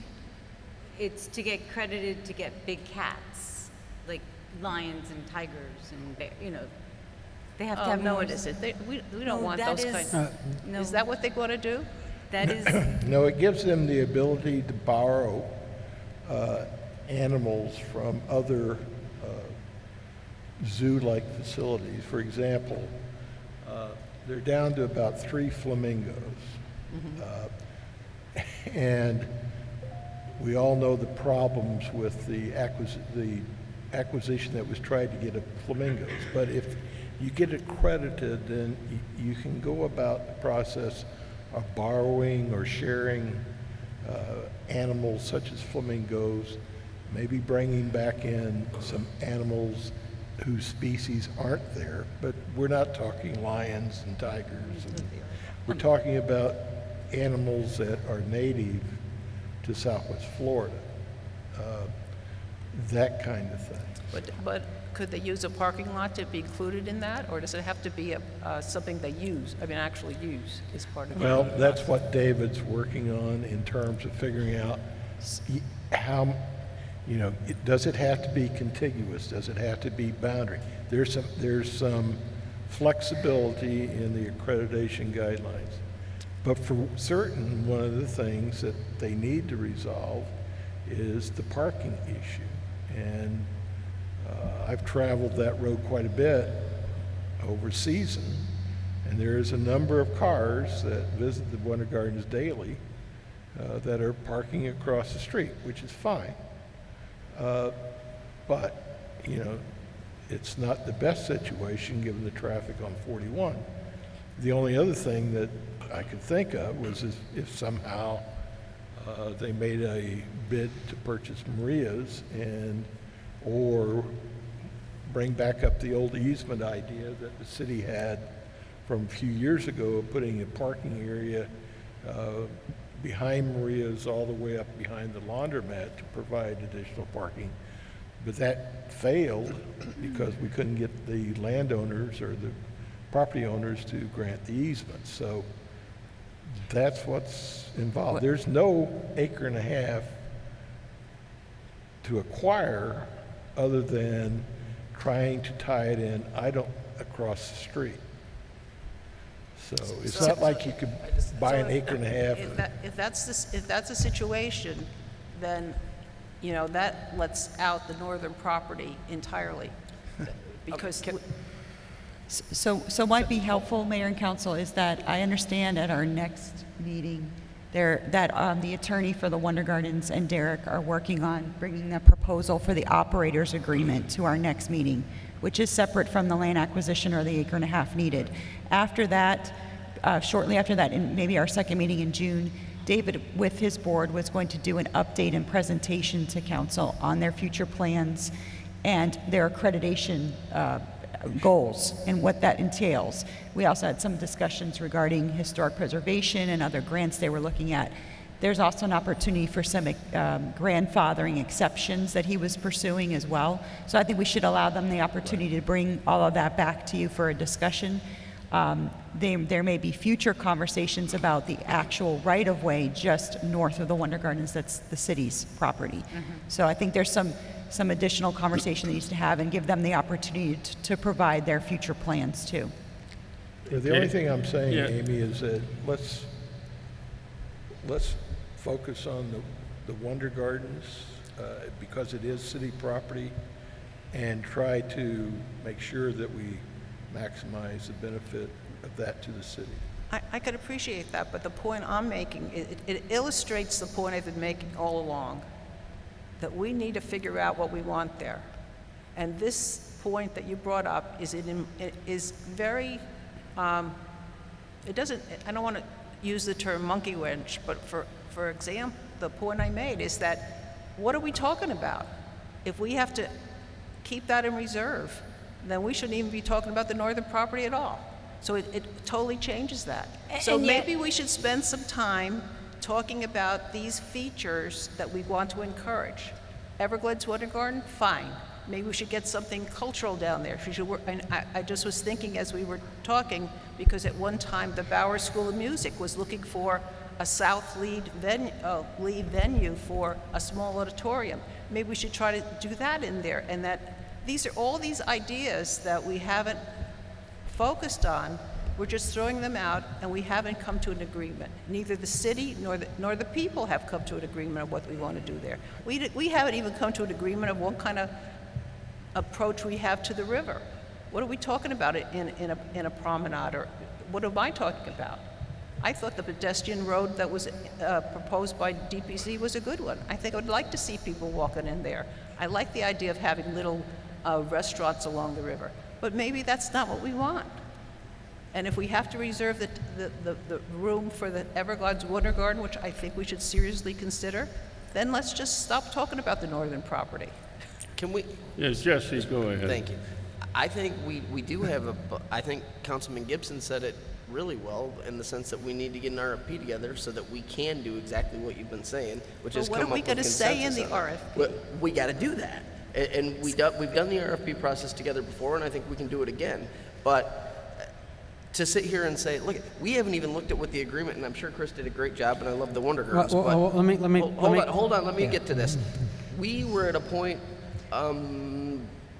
where we punted on whether we were going to even keep the agreement going with the Wonder Gardens, and now we're talking about, well, maybe we don't do our most significant property at all because maybe we want to give them an expansion. What are you talking about, giving them expansion? We haven't even agreed to continue doing business with them yet. Once again, I'm not saying you didn't do a great job, but to me, it's way cart before the horse to say, hey, maybe we just cancel doing anything down there because hypothetically a group that we may be doing business with may or may not want it and may or may not be profitable, and is any of that equation thrown into their math. So this isn't a monkey wrench any more than the other offers are. We're still in the same place. We have to get to an RFP, and we have to keep it open and let the offers keep coming in. This doesn't change anything. Well, Yes, go ahead. I actually liked your idea of let's start the bidding war versus let's just not do anything, because the city has a history of kicking things down the road and not doing anything. And then by the time we do something, we have to do another study that costs $60,000, and we repeat, and we're back spinning around. We're like on a treadmill that just goes around and around. So I say let's see what else is coming in, because I do think there's one or two other offers that at least then we can start bidding. And who knows? You know, a parking garage might be thrown in. Anybody else want Yes. to? Yes, Fred. First of all, I think one of the things we need to do is at least have Matt Feeney and a consultant look at the seawall. If there's anything that creates a safety hazard, we need to at least fix it. You don't want a safety hazard, somebody gets hurt. Or you don't want something that falls in the river and costs us more money to pull the thing out and to fix it. Second of all, I do not think that we should be expanding the Wonder Garden across Old 41, because you're just causing another problem. One breath we said we're worried about people parking over there and going to Wonder Garden. Now you put animals and all that, you're going to have people going back and forth. I think whatever we do for them, if we do something, it's got to be on their side of the street. That may mean that we have to buy a piece of property, but if you give up an acre and a half, you might as well forget having something spectacular that people are going to come commercial. It's not going to happen. Okay. Mr. Mayor, may I just make a few comments, because I want to make sure we're not going off in too many different. First is, after the indication of the seawall, Arlene did have Community Development Services go look at that. We are going to work to secure the area where it is a danger to the public. We are also aware that there has been parking and other general use by the public, and we're going to have to, investigate the entire property for liability purposes as a result of this usage. That this is now a known usage. I want the property open to the public. They paid for it. I understand that, but even in a matter of the public, you have a duty to make sure that that property is safe. We do that with our parks. If we are allowing the public to go on to vacant land that was previously constructed on and that has not been made safe, then we are putting the public in harm. So we are dealing with that issue. With respect to the Wonder Gardens, I just want to remind everyone on the council, the prior council voted to move to terminate the agreement and then authorize Councilwoman Carr to renegotiate. The agreement that you have seen that was put together by myself and Councilwoman Carr is roughly the same agreement that you will be seeing next week. All the matters that you confirmed at the workshop were things that you wanted to see are all in that agreement. There were two changes that were requested that were outside the bounds of what had been discussed with the council by the Wonder Gardens. Councilman Corey tried to act as a bridge because those changes were viewed as, I think, viewed it from a position of fear from the Water Gardens. We have, I believe, resolved those issues to both the city council's prior direction and to a comfort level for them. So those, you will see those changes when it comes next week. The issues with respect to extra land, certification, these were things that were made aware to us by the Wonder Gardens. I don't think that they're in a position at this time, as they're still investigating, to make an offer, to say whether or not they want this piece of property or another piece of property. It is very clear from their conversations that even property across the street may not qualify. So, you know, I think a lot of that discussion is premature. I don't want the council to get bogged down in those issues. We have asked that they work on making a presentation to the council on what their plan is. Part of what is proposed with the new operating agreement is that, as discussed with the council, both the city and them will come up with a plan to move forward to expand operations, where the city would focus on issues such as parking, ADA, other things that make the property better for the public. There was a discussion with the prior management of the Wonder Gardens and Councilwoman Carr and myself that was not made aware to the board chair and to Mr. Webb that the area they have in the back of their facility actually could be have underground an easement for FPL, which would open up parking substantially for them. So there are those kind of things that maybe are not sexy for donors, but they are the kind of things that, as the property owner, benefit the city and benefit the public, that could be developed. So those plans, I think, would come at a future point. The direction the council gave with respect to the operating agreement was to tighten it up, make sure that the operations are well run, that it's safe for the public to be there, and not to constrain in too unduly a way the actual running of the facility, which is not something that the city wants to be heavily involved in. So I think that the agreement that you'll see will reflect all that direction that the council gave. But as far as what their plans may or may not be, I think that, quite frankly, the Wonder Gardens is probably in the same position that the public, that most of you are in, that trying to figure out what's the vision.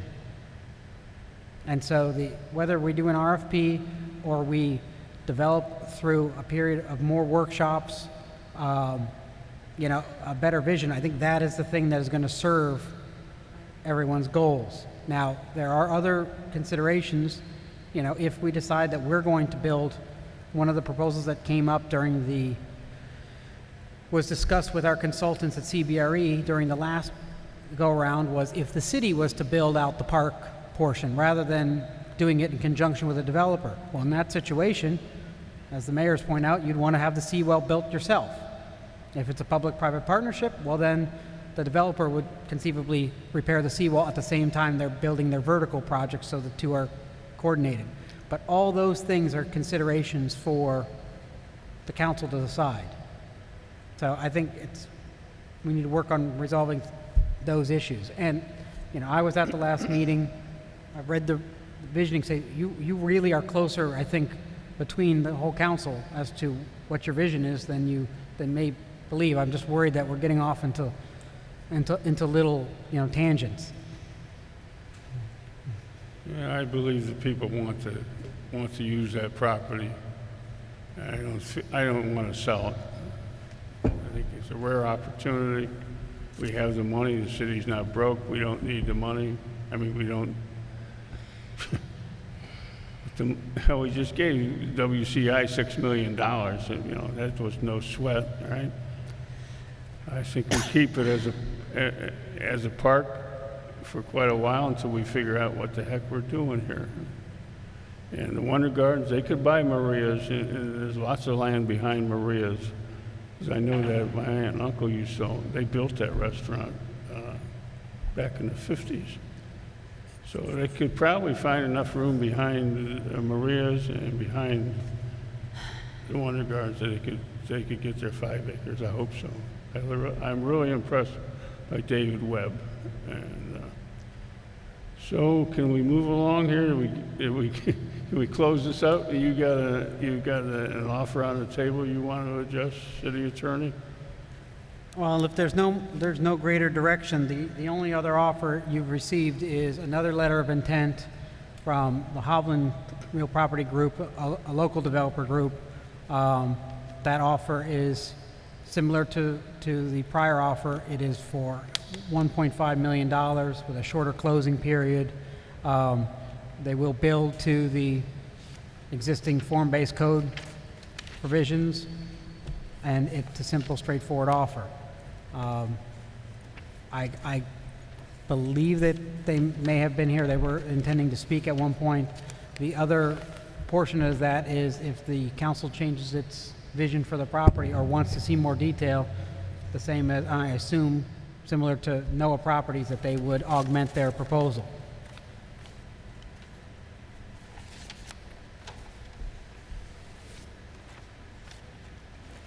I would like to have the city retain ownership of at least the major part of the property. We need to have control now and in the future. Because even if you do sell the property and they develop it in a certain way, even if it complies with our vision, we don't know what will happen, 20 years from now when it's time to redevelop. Well, Amy, we could lease the property rather than give it away. I know, we could lease it, but that's what I'm saying, that we need to figure out some process by which we do it. I'd really like to hang on to. Jesse, do you have something to say? I think RFP is a good idea. We can get it all together.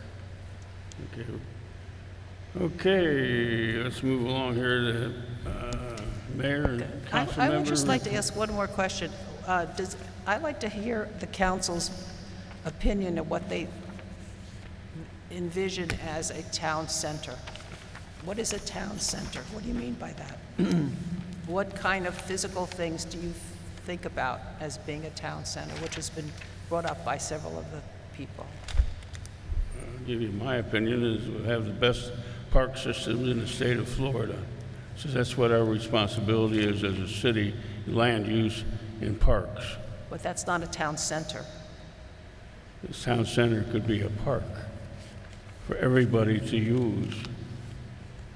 We're not a business, we're a service. That's my opinion. Okay. Anybody else have some ideas?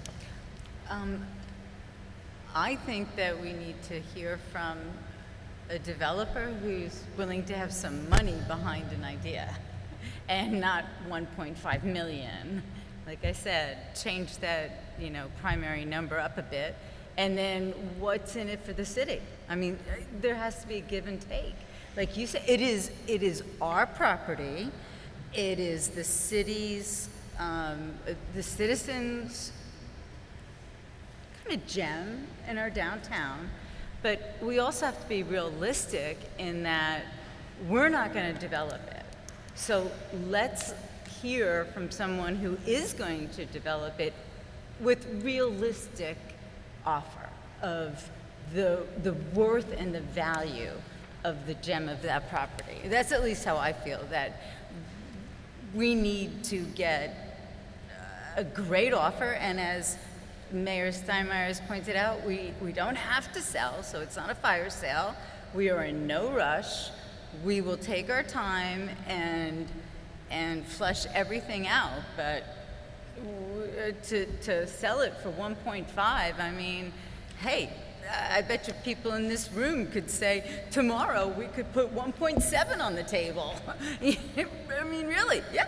So, I mean, there is just no way that I would even go near that number. But I do want developers to know that we're not going to restrict them. We're not going to say you have to have, so many park benches or X, Y, and Z. Because most developers want to create, a sense of flow and community. And at least the developers that I'm talking to, they're great partners. So it's just, they haven't made an offer yet. So hopefully, but that's how I feel, Amy, that we need to let somebody with money, and then we tell them yay, nay. We start negotiating when there's somebody with, because it is a want for them too. It is such a great piece of property. It is and if you look at the Gibbs report and you change the numbers of the Gibbs report to 2020, take into account COVID, they have underestimated. We are so hot right now. Bonita's just cooking. So we save our gem and we develop it the way that the citizens will be happy, the city will be happy, and the developers will be happy. Well, do you have any concept personally of what is a town center? I still don't. Yes. What? I mean, I want to have where there's communal meeting. Well, like we have a little area called Downtown Coffee and Wine. That's like a little tiny aspect of what I see as downtown. And then there's Sophie's Survey Cafe. That's homey. You walk in, you feel welcomed. You're like, oh, you have no room for me. Oh, bummer. And but like they feel like you feel like they really wanted you there. There's going to be a new bar, Tattoos, right? I mean, Shangri-La is going to open up again, so there's starting to be a community. You see regular people at these places, and if we could just kind of turn that area into little bistros, I wouldn't mind the little studios or big studios, law offices. You know, how did downtown Fort Myers reconstruct itself? They brought the courthouse downtown and all the lawyers that kind of have to be there, right? So can we bring something there? In the building on 41 and Bonita Beach Road in the Haviland, they have a whole floor that is going to be rented by folks that are teaching emergency rescue. So it's like a necessary and needed, and it'll be one that is a sustainable tenant. So that place is going to start rolling. And I just think that we are going to start rolling, and so we don't have to rush, and we don't have to, you know, sell for, you know, 1.5, and we can say, what do you envision as a community center? Can we move this meeting along? Well, Mayor, please. How many times are we going to talk about this? Can we move this along? Well, do you have an idea what a town center is? You said it was a park, but I think that some of the points that were made suggest that we might need something more. Well, who said we wanted to build a town center? Some of the people that spoke today. We talked about and in our comprehensive plan it says we wanted a sense of place. There's only about 4 acres altogether that can be used. It's over 5, and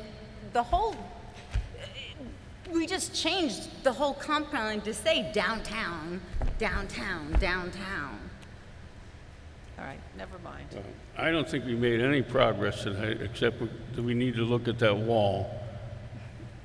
And we hold on to the property until we come up with a better idea what the heck we're doing here. I think we ought to have a dialogue, which we haven't ever had. So Huh? I think we need a dialogue, which you've never allowed us to have. So if you don't want to have What do you us, mean we haven't had a dialogue? We've been talking for months. have we spoken one-on-one with you? Sunshine doesn't let that. Well, that's the whole point. We have to either do it here or not do it. We have been doing it for quite a while tonight. And we come back to the same place. It's just like... That we don't have a strong, sustained concept. That's right. That's what we come... That's what we decided. We don't know what we're doing. Exactly. So how are we ever going to get beyond that? We're going to have to keep working on it. In between time, the people own that property. The people should be able to use it. That's my opinion, and I think safety should come first. Well, safety, of course. Yes, Jesse? Yeah, I think that we're kind of on the same page in the sense that we don't know what we want. And I think Councilman Gibson has made a very good suggestion that we need to try to figure out what this next phase looks like in an RFP so we can get everybody's ideas in one place. But, I mean, I think we can keep moving. What else? I mean, we're not voting on this right now. Correct. Mayor and Council, if you like, we can make a suggestion. We could have a separate workshop with council, and at this point, I think it might be helpful to have a consultant, a designer or consultant to maybe give you some more ideas of what concepts could actually fit there, and then you could prioritize your vision that way, including park as an option as well. That any of those features could be then put into a future RFP, if that's the direction.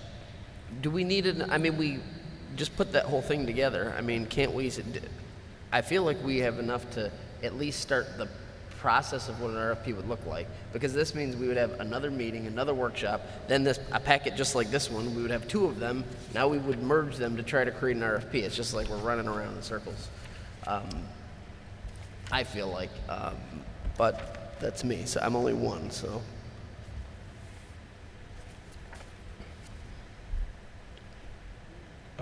Well, I mean, you know, I guess my view of a town center, to answer Amy's question, is a gathering place, and it's typically based upon retail or commercial. It attracts people to come to a central place within our city, such as downtown, to not only take into the attractions, the Wonder Gardens, the band shell and so forth, but also to eat at the restaurants, buy things commercially, copy centers, coffee shops, whatever. But the primary focus is a location that has the attractions necessary to attract people to come to the river. I don't think that includes a whole lot of residential, only the amount necessary to make a project work. But that's my vision of it. And Okay. I sort of I think the key handed thing is the everybody a concept that shows Excuse me, Mayor. Excuse me, Mayor. you're out of order. No, you're out of order. Excuse me. I want to hear Councilman Curry finish his discussion, and then we'll listen to what you have to say. He isn't through talking.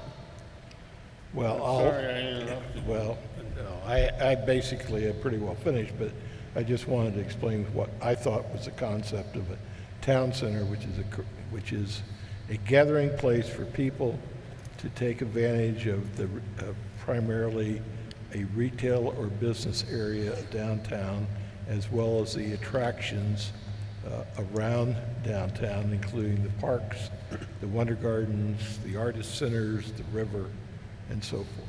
So to me, it's a gathering place location.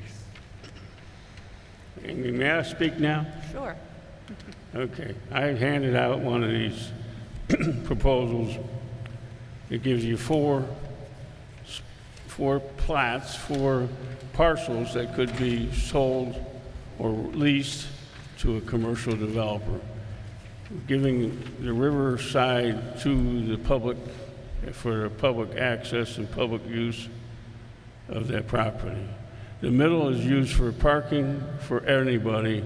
Hopefully there'll be enough parking for the business establishments, because if you put a business in, you have to have so many parking spots. If you put a lot of businesses in there, you won't have enough parking spots. Now, ideally, I'd like to see it turned into a real nice city park for the community. Everybody here, almost everybody lives in a gated community, and they have their own established places where they can go and hang out. The public, the other 30% of the people need a place for open space, green space. And there's plenty of business all over the place. We don't need it downtown. So that's my opinion. Can we move along now? Mr. Mayor, can I say one thing? Yes, sir. Yes, sir. Yeah, I'd like to make a motion that we do have a workshop to gather all our ideas and to put them into an RFP. Very good. I second that. I'd like to propose you also bring to the workshop your written up idea, because Amy's thing that she had is a town center. What I wrote up is a town center. I went to a lot of trouble to even give you different ideas on what kind of retail I think you can attract in there. I think everybody here has got ideas, put it down, and then possibly if we don't agree, we just put all those in an attachment in the RFP. But at least it's way more than what we got right now. So I think everybody can contribute. The mayor's got something, and that's it. Okay, we've had a motion and a second. Do we have any more comment? May I ask one clarification of Yes. the deputy mayor and the mayor?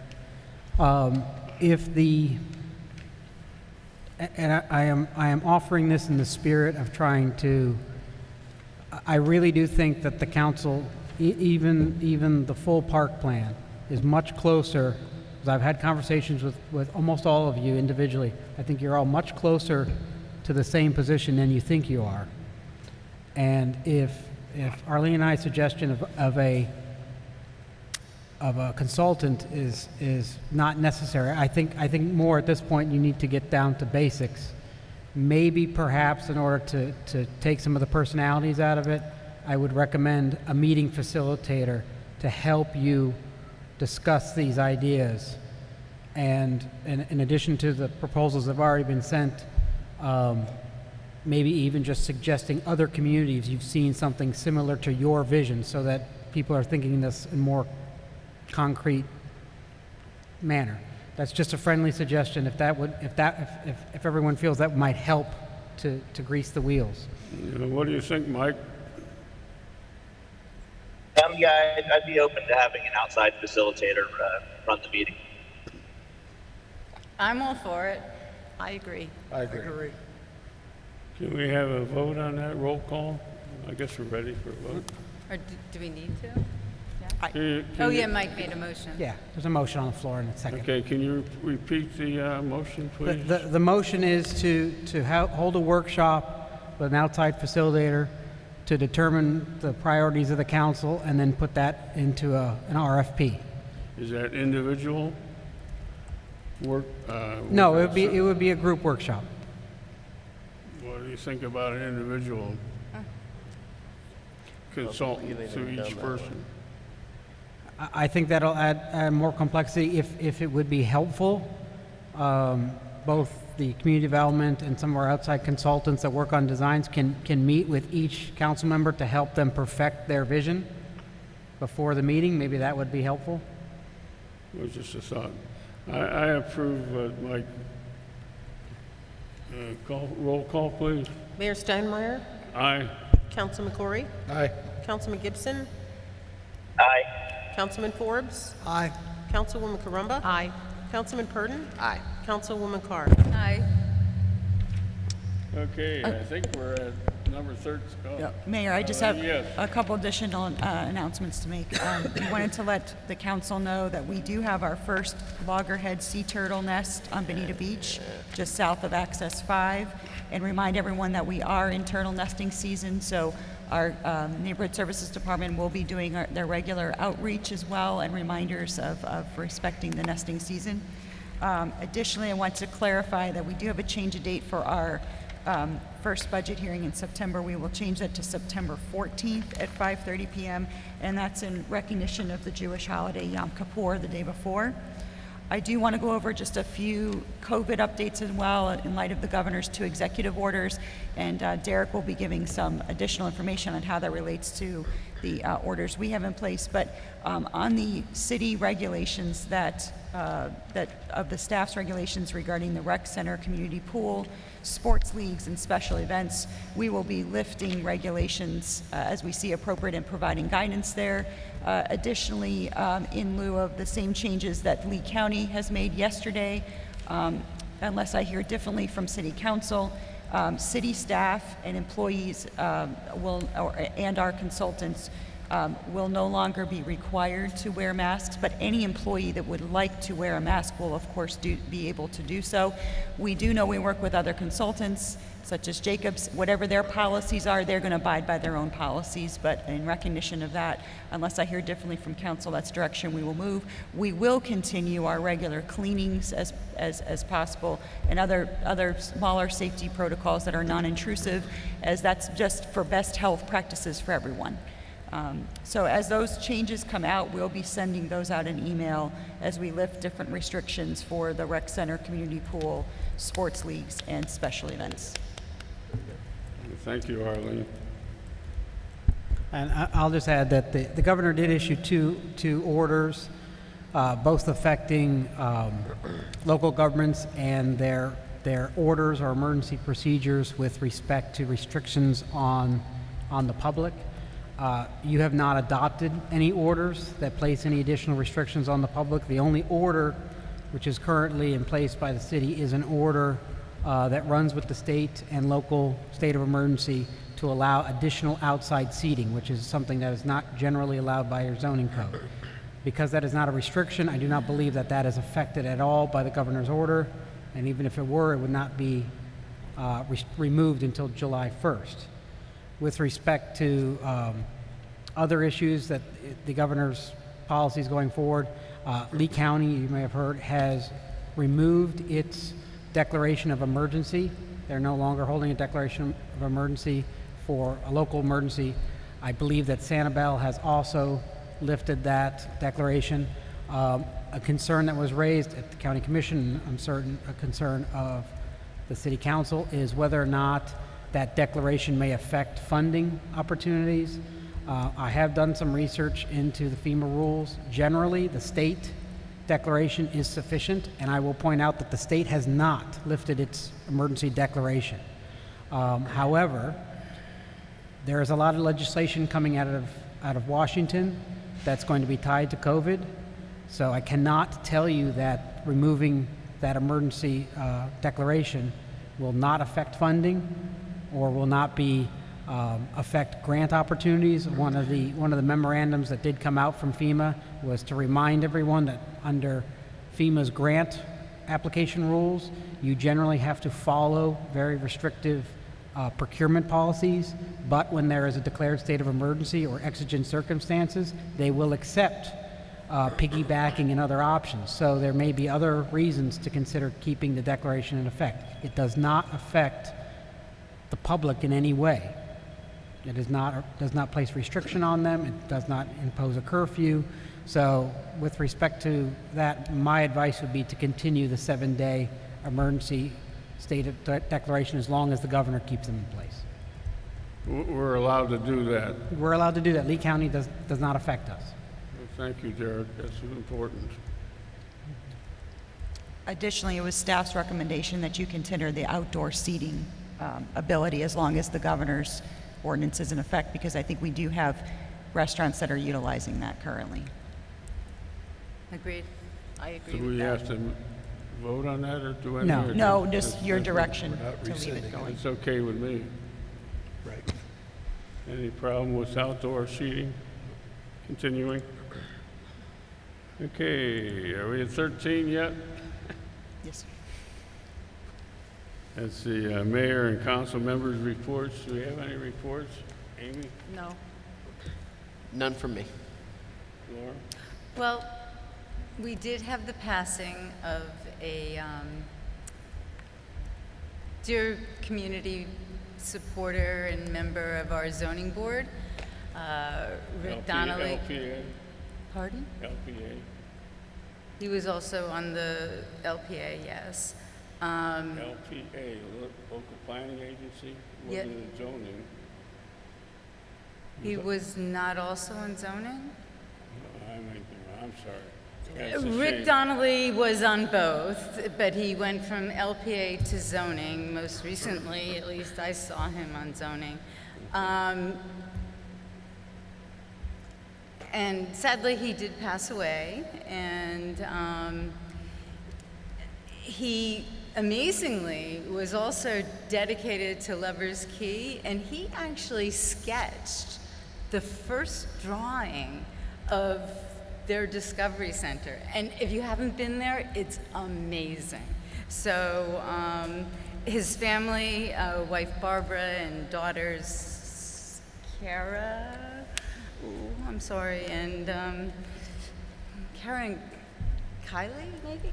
I'm sorry, but Barbara's wife, they would like you to just visit him and actually make donations there if you want. But they are going to have a ceremony at the Discovery Cove, and I can tell you when they formalize those plans. So he'll be missed. And then I was at the Rotary meeting, and there was a young girl at Bonita Elementary School who had an accident, and I think she's in 3rd grade, and she's on a ventilator 24/7. And they were worried about hurricane, and so Rotary said, we need $1,100, boom, done. I mean, that afternoon, that family received a generator. Actually, they raised extra money, so they got a big gas tank full, and it was just so wonderful. Like, just that the spirit of the Rotary just jumped in, took care of this young girl that they didn't know from Adam, but that needed this. So I thought it was beautiful, and very happy with our local Rotary Club. So that's all I have. Thank you. Fred, do you have anything for us then? Yeah, actually, there are a number of bills that passed up in Tallahassee. I need to get Derek to put something together to let everybody know whether or not, how much that House Bill 403, home-based businesses affect the city, what we can do and what we can't do. Also, there's a big bill on they've constrained what's going on impact fees. And it's a limit that you can raise your impact fee by only 13%, but you can only do it every 4 years, and that sounds pretty generous, but that's 3% a year. And right now, we are in a runaway inflationary period in construction. And almost anything you're going to do with impact fees is construction. And I'll give you some examples. A year ago today, you could buy a 2x4, probably an 8-footer for $250. It's now $5. A sheet of plywood that was $25 is $65, and it's still going up. Roofing is out of sight. So take a look at that and see what, and then also building design standards passed, and that constrains what we can do in the way of doing any design review to make sure that a new project complements the surrounding existing facilities. There's probably one other one I'm thinking of. And the other thing I want to say is it looks like there's going to be $500 million for to convert septic tanks onto sewer. And we need to be much more aggressive than we've been. And the other thing that the city needs to look into, we do have in the city a lot of what's called vitrified clay sewer pipe. And vitrified clay sewer pipe is outlawed years ago up north. He still put it in Florida a number of years later, but it's as bad, if not worse, than a bad septic tank. And some of the places... Vitrified sewer plates? Vitrified clay sewer pipe. Sewer pipe. Yeah. And what the problem with it is that it leaks like a sieve, and the older it gets, the more it becomes a sieve. And in the dry season, what it does is it leaks raw sewage effluent into the ground, and it goes down the aquifer. In the wet season, it's the reverse. The ground water table comes up above the top of the sewer pipe, it infiltrates into the sewer and fills it with water, and then that overloads any sewage treatment plant to where they actually have to discharge sewage without getting it treated. So we need to be more aggressive, and we need to come up with a way that if we know that we've got septic tanks that are causing contamination getting into the creeks or the river or the bay, we got to come up with something where we can, that's something for Derek to look into. What can we do to where we can force something to be done about this thing? That's it. Thank you. Thank you, Fred. Mike, you have anything for us tonight?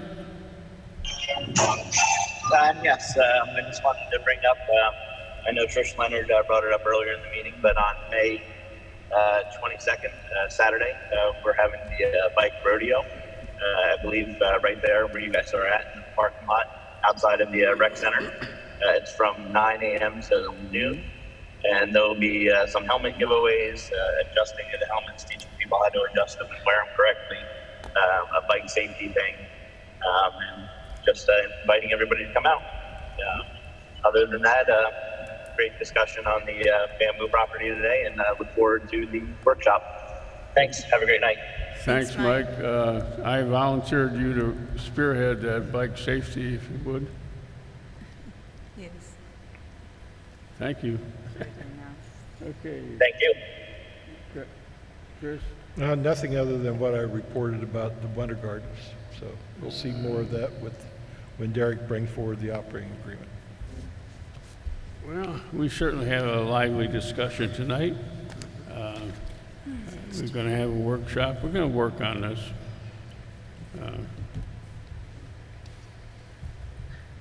Can we go to approval of the minutes? So moved. No minutes. There's no minutes. It's all timed out. Okay. Public comment. How about Gary Price? Yes, sir.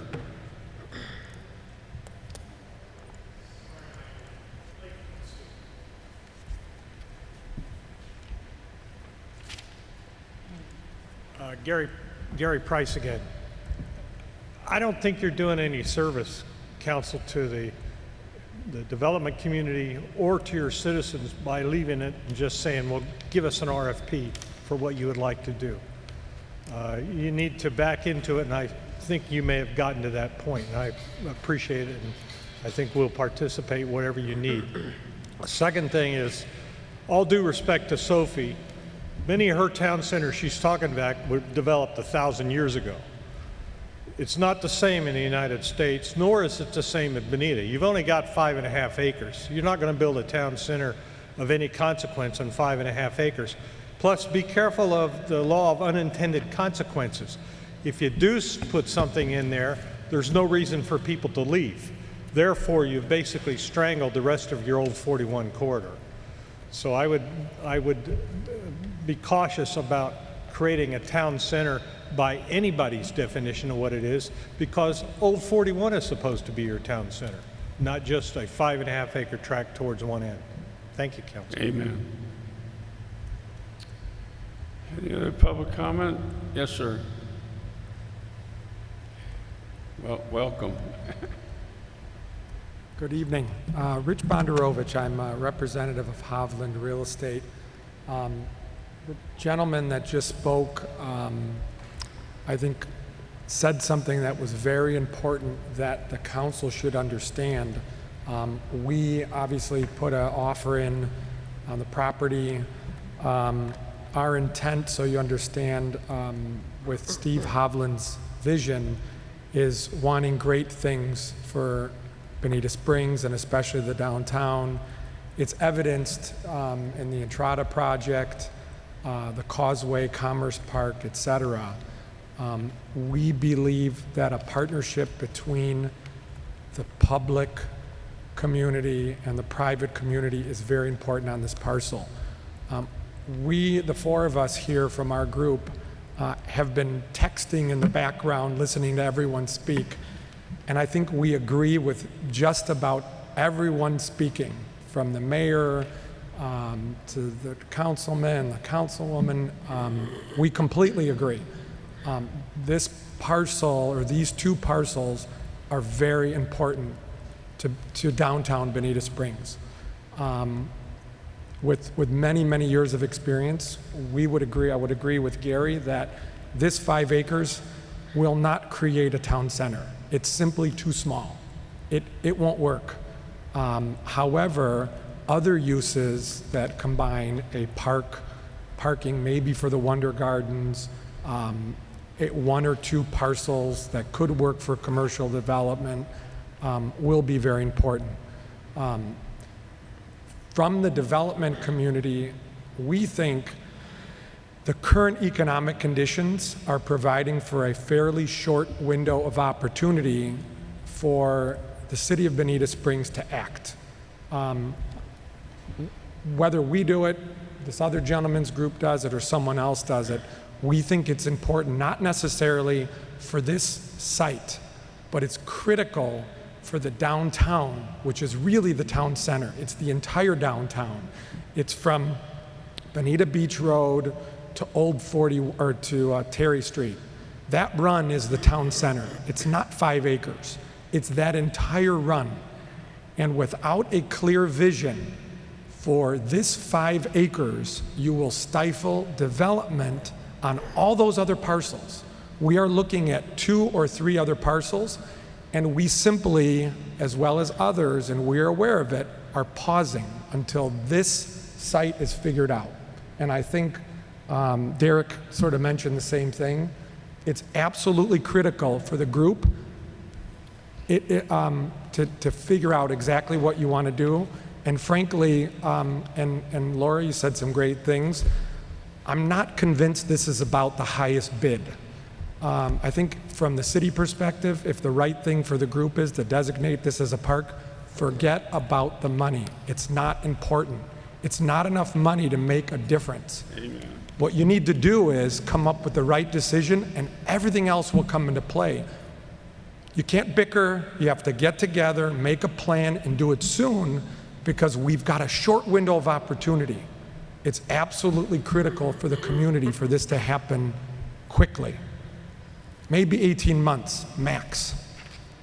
And then if something doesn't happen, all those other parcels are gonna sit for a decade. And I don't think you wanna see that. We've come up with a couple of great ideas. We've been playing around with the corner of Abernathy and Old 41 now for about 3 months. When we were made aware of this offer that happened just a little while ago, we put an offer in. We didn't necessarily want to buy it. We wanted to wake up the council's eyes to see that something needs to happen on this site. And we've paused the Abernathy location. We will not make one move forward, and nor will any other developers until the bamboo property is figured out. So if you all are going to get together and speak, and Derek, I think you've got a great idea to bring in a consultant, you should probably bring in a few developers, someone like Steve Hovland that loves this town, loves the community, and really thinks can help bring a developer's perspective on reality to what can happen. So if you have any questions, we'd be glad to ask, comment back and forth tonight. We'd love to be invited to one of the other meetings where you get together and get a perspective of the developer. But generally speaking, we're thrilled with what happened here tonight. We think it's the right thing. We just want the group to realize, get going. Don't waste any more time, because our window of opportunity could shrink. Do you think the interest rates are going up? Is that what you're saying? Pardon me? You think the interest rates are going up? Is that We have massive inflation happening right now. The cost of any structure is going to go up between 10 and 30%. And if the federal government enacts the kind of stimulus plans they're talking about doing, we're all going to be in trouble. Amen. So, Amen. yeah. I agree with you 100%. So we need to think clearly. It is a great site. Those 2 parcels are phenomenal. They're beautiful. There is a safety concern. I spent a number of hours on those sites. You're smart in saying that the money is not really a concern. It's irrelevant. You need to benefit the $10 million community. is not in the realm of things of this city. It's nothing. You know, $1 million is absolutely nothing. You know. Absolutely. And a couple retail stores or whatever are not going to add much to the city's coffers. Yep. We want to make it nice. Whatever it is, we want to make it good. So I appreciate your comments, I really do. Thank you. One of the things I think that and I've been to dozens of community meetings like this, you have to be careful of tunnel vision. One of the things that downtown needs, frankly, is more bodies. It needs more people. If you went down there today, it was dead as a doornail because it's out of season. For any businesses to survive on that street, you need places for people to live. So if that site is not the right site to put any residential, as Councilman Chris mentioned, he doesn't feel it's the right thing. I think the city needs to be progressive about allowing density. You know, the 200-unit apartment building or complex that was done at Mosaic. A lot of those people are the people that are going to the coffee shop. They're going to the downtown coffee shop.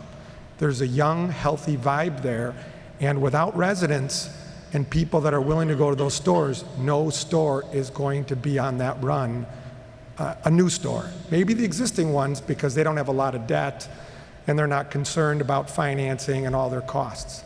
But it is critical to get, whether it be a business owner's, developer's perspective, and Steve Hovland's the guy to listen to. He's done a great thing with Entrada, and I think it's going to continue to do great. So thank you for your time. Thank you. And Derek, you're going to involve these developers in some of our conversations? Somehow? We've had developers, and you know, I'm keeping an open door. I know that community development has kept an open door. If the council as a whole wants to have another portion of either their workshop or some other meeting for both developers and the public to make comments ahead of time so that you can chew on them, I think that's something that collectively you should decide if you want to do. Generally, your workshops are just for your conversation, but there's nothing to preclude having an opening where there could be brief presentations given by either the public or by developers so that it can help to hone your vision. Okay, thank you. This whole process reminds me of the camel. A camel was a horse designed by a committee. So we're making progress. Government's supposed to be slow, and we're pretty slow. And I'm afraid that inflation is right around the corner. I remember back in 72, 73, and inflation was outrageous. But let's hope we don't go there. So anything else coming up before the council tonight? Motion to adjourn. Motion to adjourn. We're done. Let's go home.